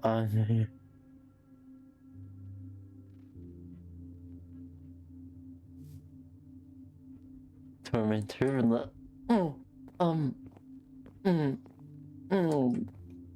You're not wrong.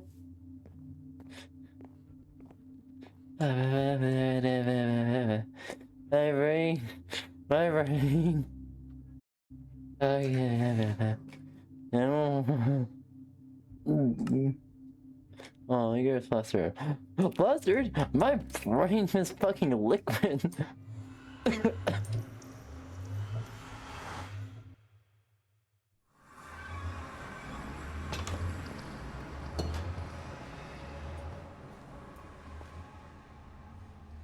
And the fortress. Can you find like a bastion somewhere?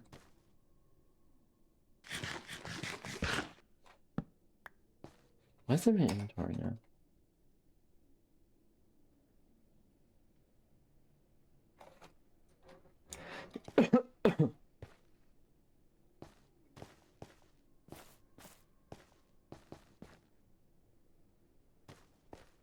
Mercy, good to meet you.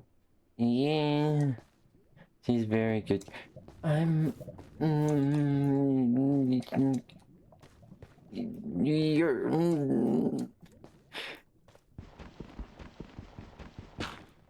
Yes, good girl.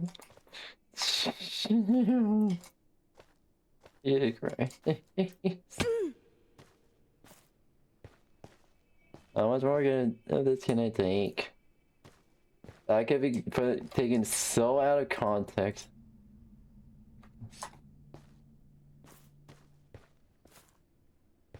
Oh, she can't help. Oh, I can't wait to Western. Oh, what the fuck?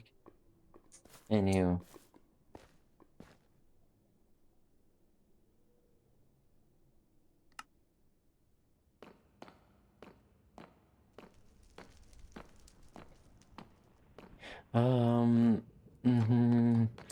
I'm definitely not feeling things. Not at all.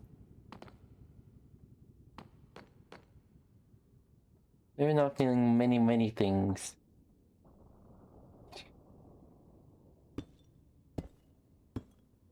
I'm now horny.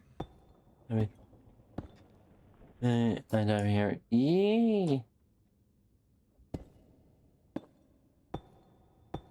Wait, did you dye your hair red because you want to dye your hair red, or did you dye your hair red because you knew it was my favorite color?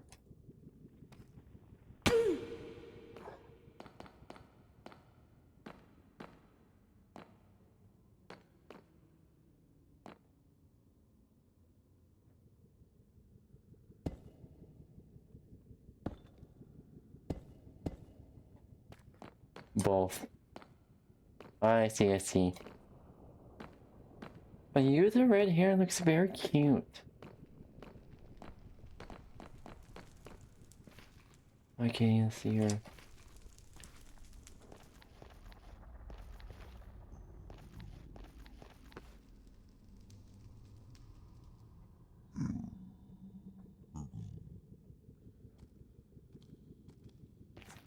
No.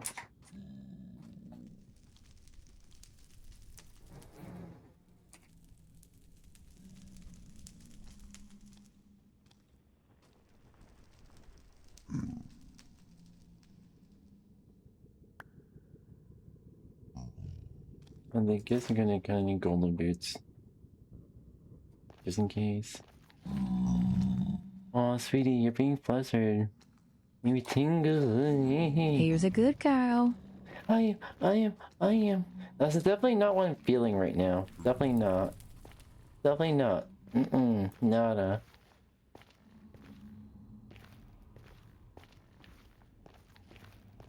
Oh god, that was... Okay, I nearly... Should that work? Okay, let's try to find a bastion somewhere.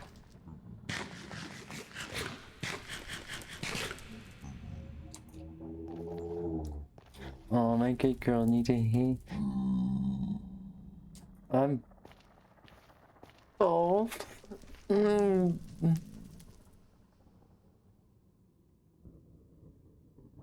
Yeah.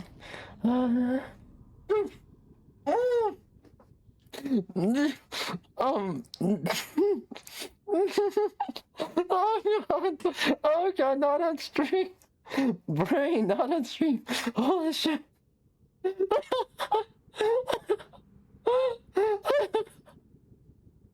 Oh god, not on stream.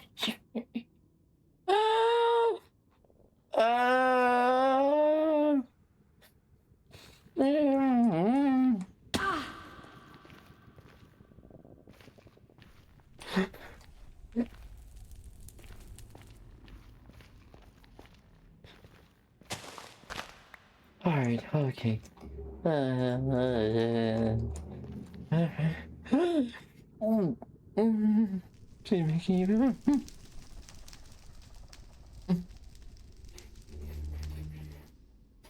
You keep this up. You keep this up. You keep this up. You keep this up, my body's going to react. As let that, my body's going to explode. Explode, I tell you, explode. Wow. So you can find passion anywhere. No.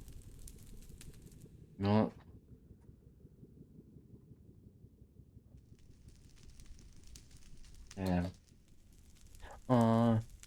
You can. Oh, I will, sweetie. I will. On Cheryl. Oh. Oh. So. Chad, I'm being bullied by my own mods. Holy shit. Oh god.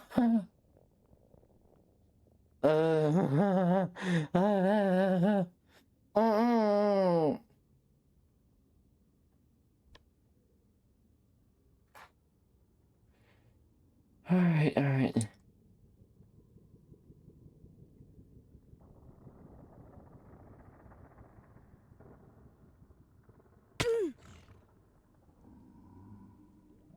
Okay.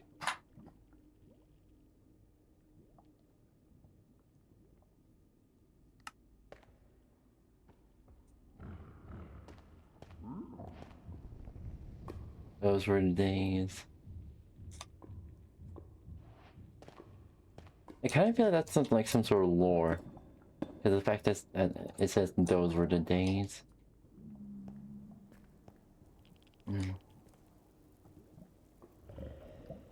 She's so adorable.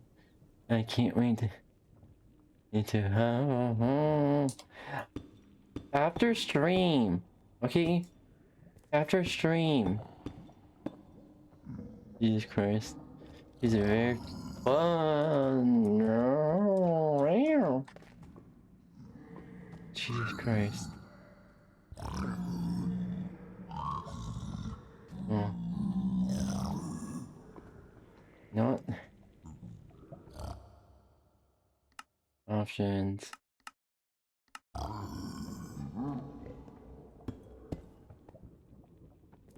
had to put some peaceful mode for a second.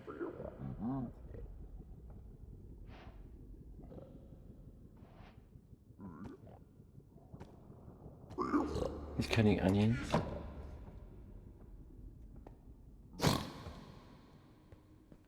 Can't do shit now. Oh, she's gonna have some fun.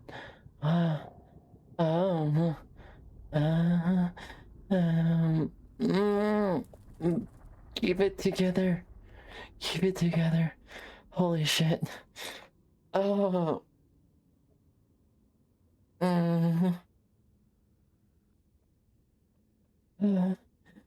Okay. Okay. Shut the.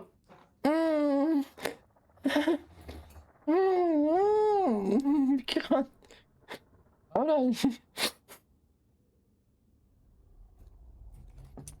Very touchy without the touchy part. Jesus Christ. Back to normal.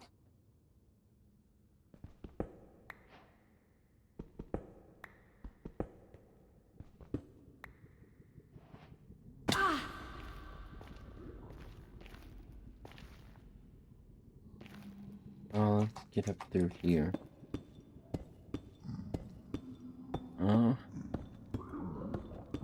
Right. Okay, I inadvertently.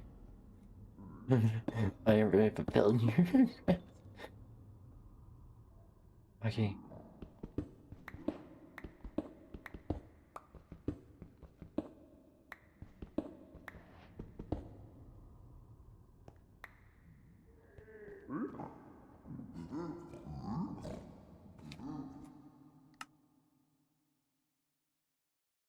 Uh...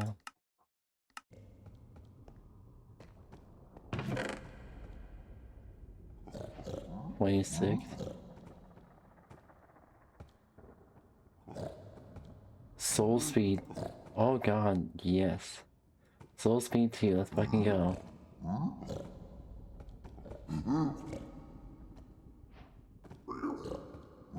Here's a good cow. I am.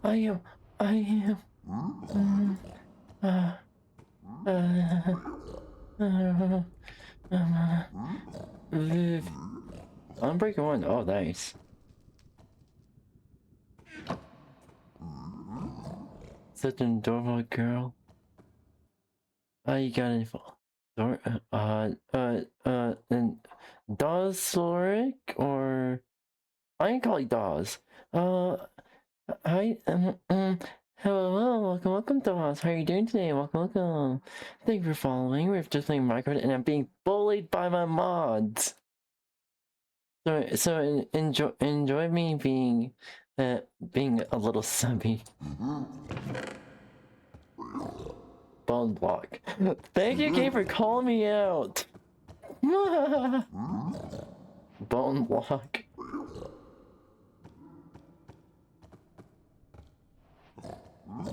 They're snapped. Ooh, banner.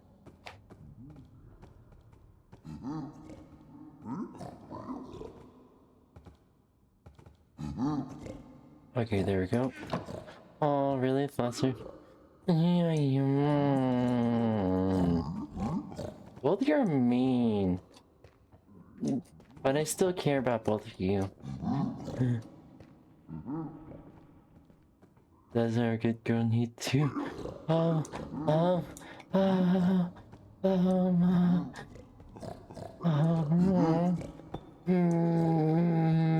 Maybe. Oh, I think we hit the jackpot here.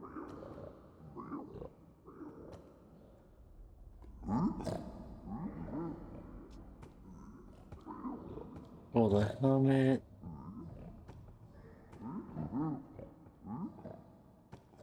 And sword. Hey, step, let's go! That inventory's full.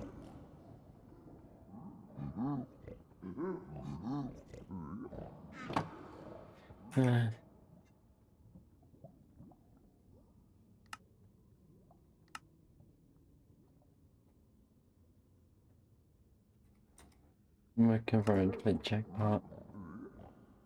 Nether portal base.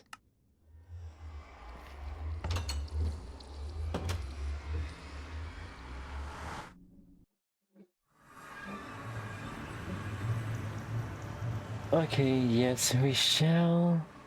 Oh my gosh. I guess I'm not gonna be able to breathe then. I guess I'm not gonna be able to breathe then, if that's your plan.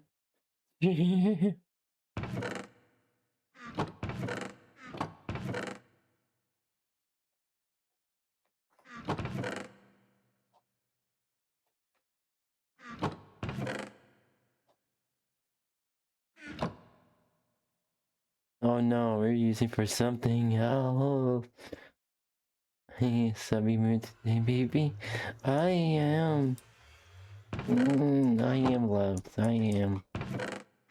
Fucking hell. Man. Okay. This here.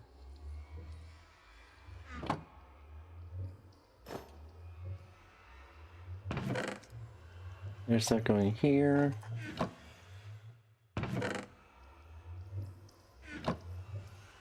How do we get anvil again? Oh no. I mean, I guess I'll be tasting something very good. That's the case. I'm gonna have to mess this time with. Oh yeah, let's calm it down a bit. Twitch, I'm definitely a good girl. Twitch, I'm definitely a good girl. Ooh, golden carrots. Where do I put these golden carrots at? Where should I put them in? That's recall. It's here. Alongside the golden boots. And golden apple. And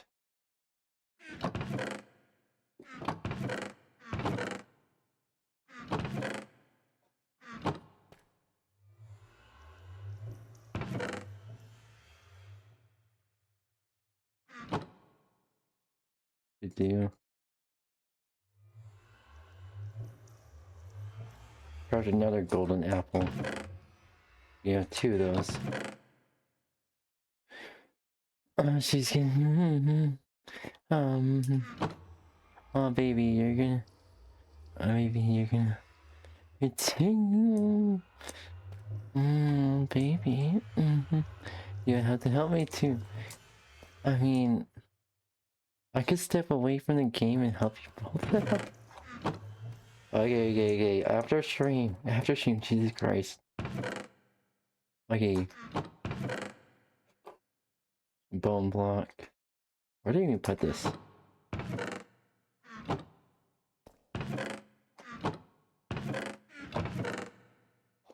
You hear all the other stuff? I have an idea. See here.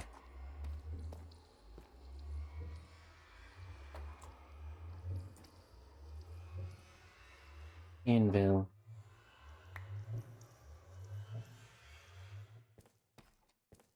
Oh jeez.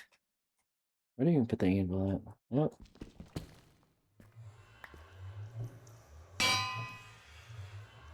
Okay, so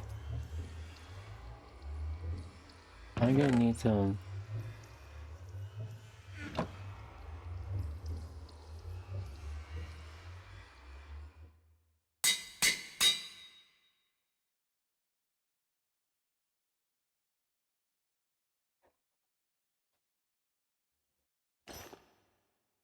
I guess this is all those.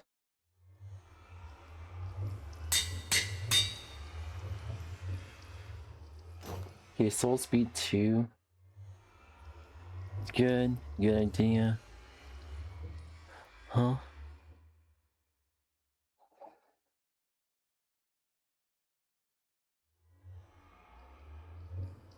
Oh god.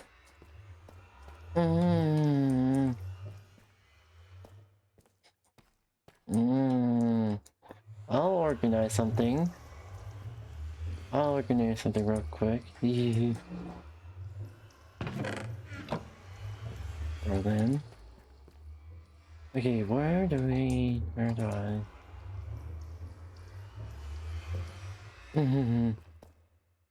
Let's start thinking about.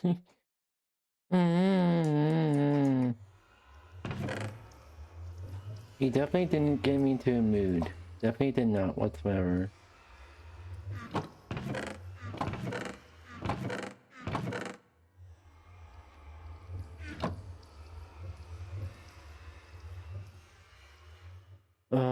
I bet she's really fun.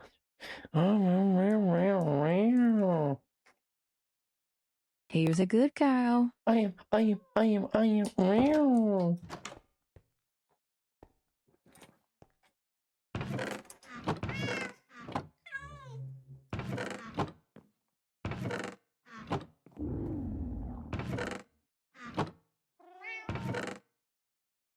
I'm blocking here.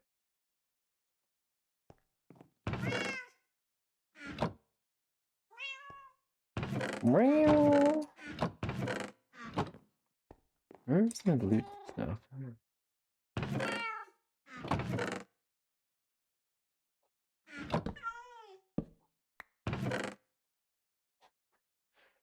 Okay.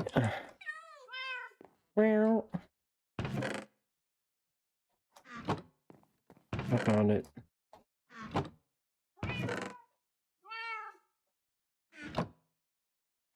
Okay.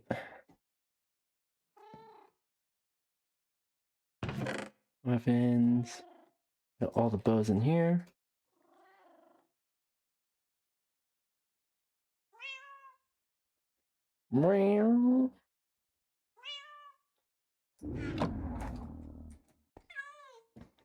Oh, she's real flustered. Like she's struggling to speak. Oh, Jesus Christ. Both of you are not giving me a break. I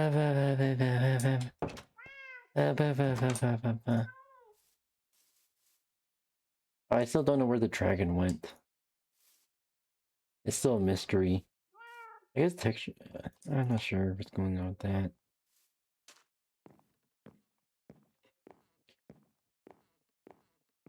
Alright, let's see here. Look at all this.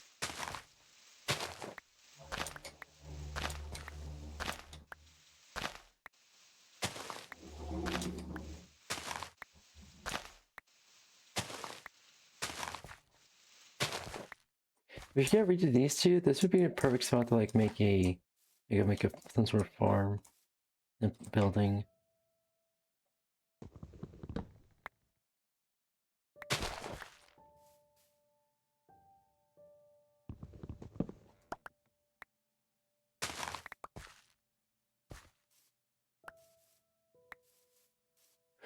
Oh, sucks I don't have this. I mean, that's what I was talking about when I said I was gonna organize something real quick after stream. Red, you're gonna be joining me on another platform. I'm not gonna say where.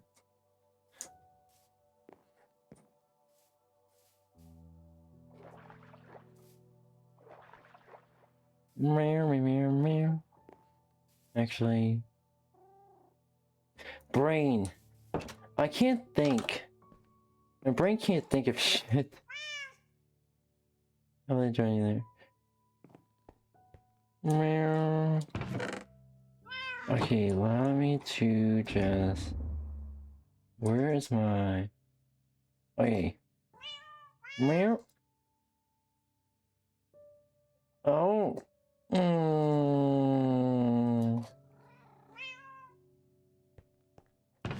Meanies. Lovable meanies, but still meanies. But still lovable meanies. Okay, I want to really make it like a farm. And like a farm building here. What can I use? I could use that. I could use cobblestone.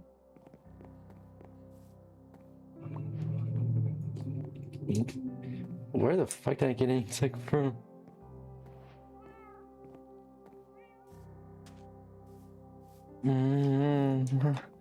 I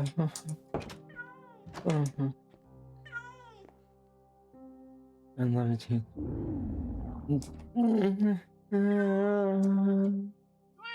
Please.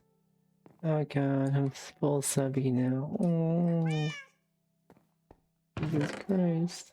What am I gonna do? I'm gonna do two cuties, yeah? It's so fun. Ain't fun for you, yes.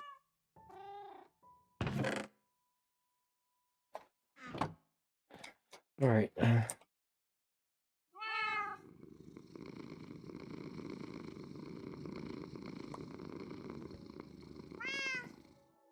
Be careful for the string.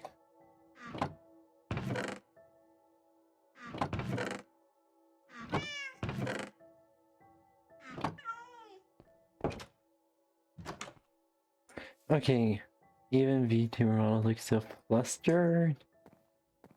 Oh god, I think I subconsciously made my VTuber model fucking switch as well. Ooh. Taking that.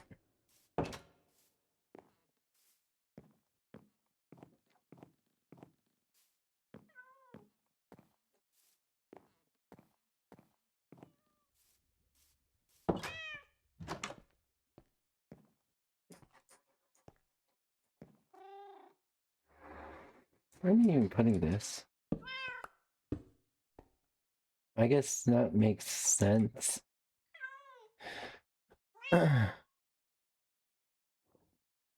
Wait, what time are you playing? Until 16 EST. I'm trying to make a plan for our farm.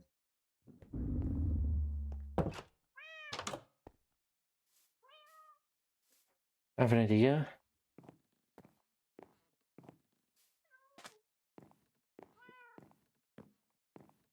And so 20 minutes. Teasing. It's gonna, yeah, 20 minutes on stream for teasing. Shit, yeah. Okay. Let's see here. I haven't did it yet.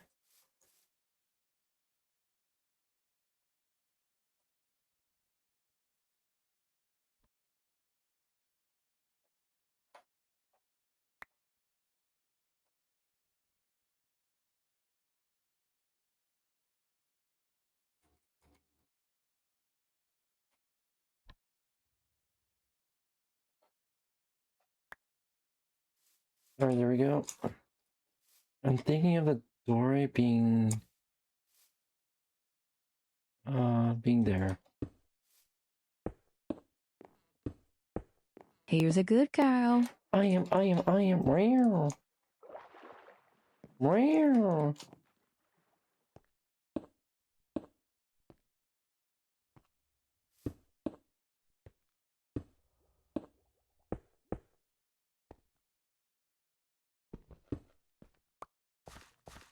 Oh god, I'm not gonna live this down.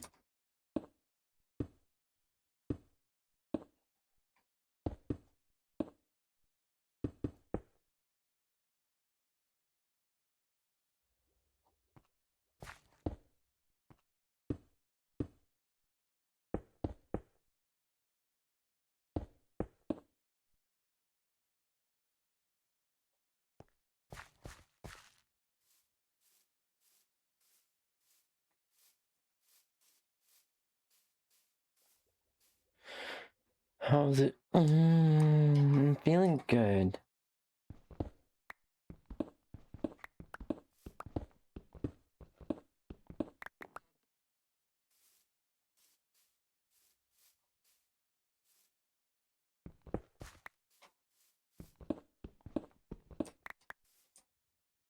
No.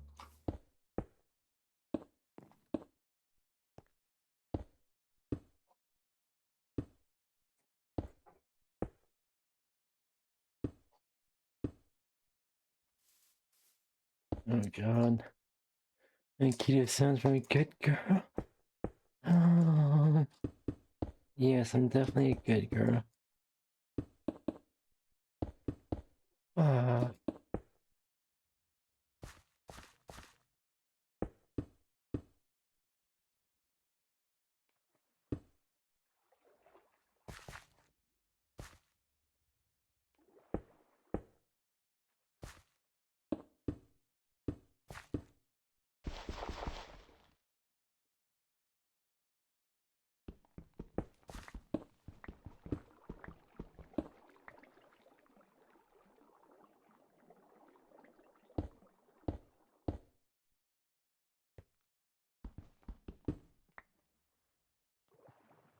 Meow.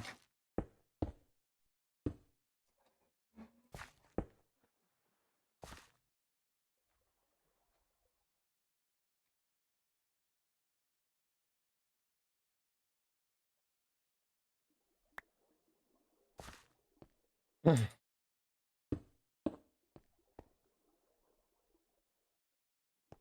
should definitely make it look wider. What should do make it wider with?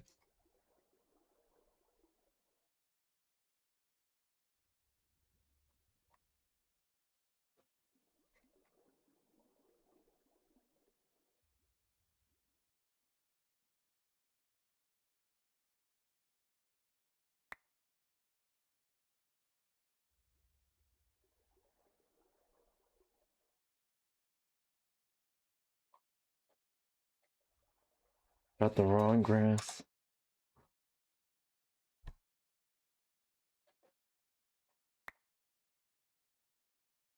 There we go.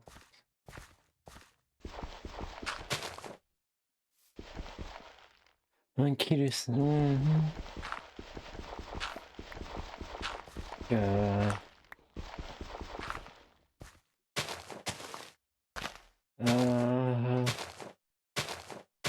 Being destroyed by my own mod.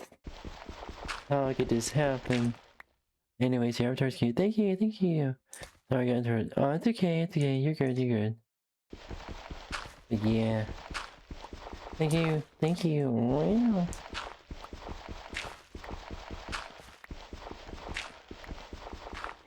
How could this be?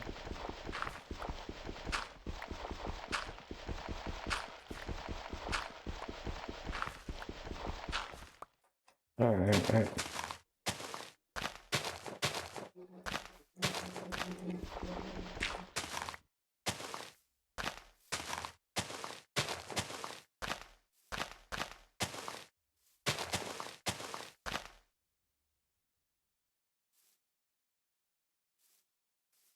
Oh my god.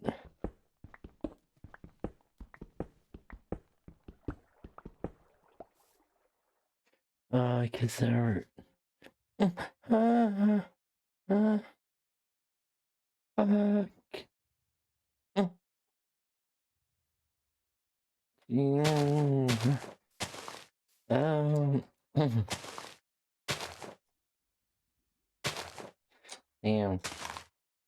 Damn. I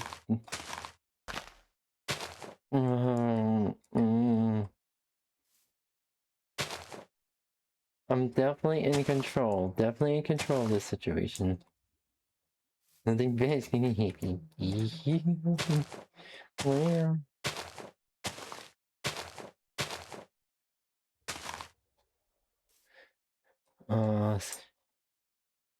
So good for us. Jesus fuck, both of you. I mean, yes, I will, but Jesus fuck.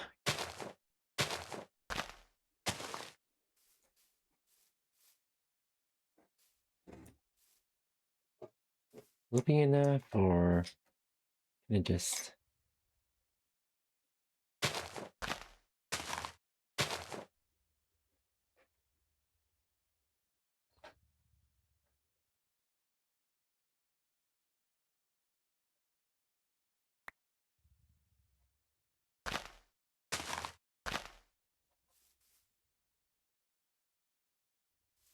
All right. Ooh.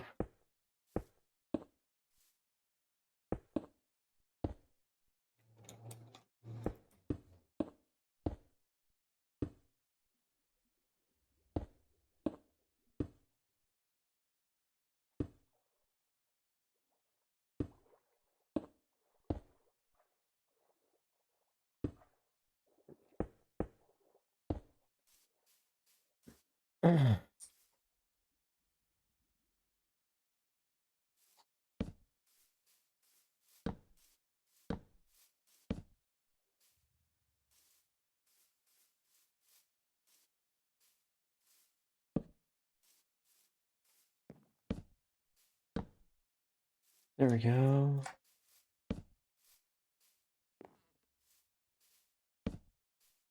All right.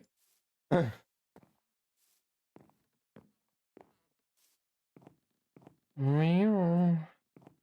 Meow. Meow.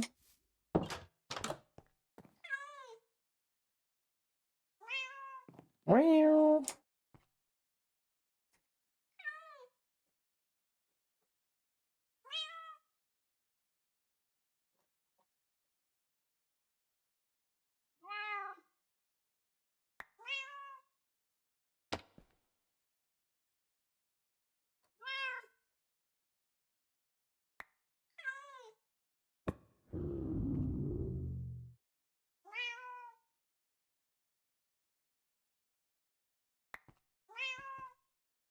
Thank you. But yeah. So we're getting ending after a stream here. My brain is definitely like very melted now. And I gotta thank 2 people here for that. Holy shit. Holy shit. Aw, ending early. Yeah, more fun. I'll be playing. Okay. Okay. Yeah, so we'll definitely be playing games, chat. I'm definitely playing games, alright? Nothing.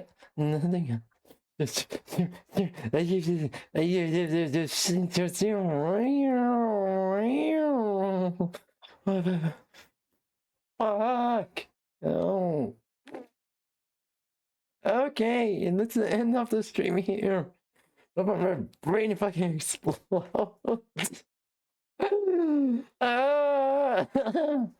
Anywho, I just want to say that, thank you everyone for joining today's stream. My name's Freedom, I'm a Friday streamer. I stream about the beginning as well as draw art. And so hopefully sooner or later I'll be going. good girl. I'm a good girl. I'm a good girl. I'm a good girl. I'm a good girl. I'm a good girl.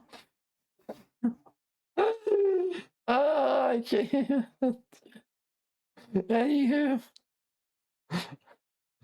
I'm definitely going to be relaxing after this. That being said,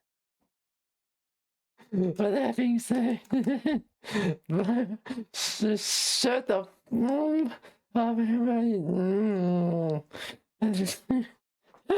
Let me do my outro. Holy shit. Holy shit. I can get a break. I love you too. Let me talk to you later. Oh,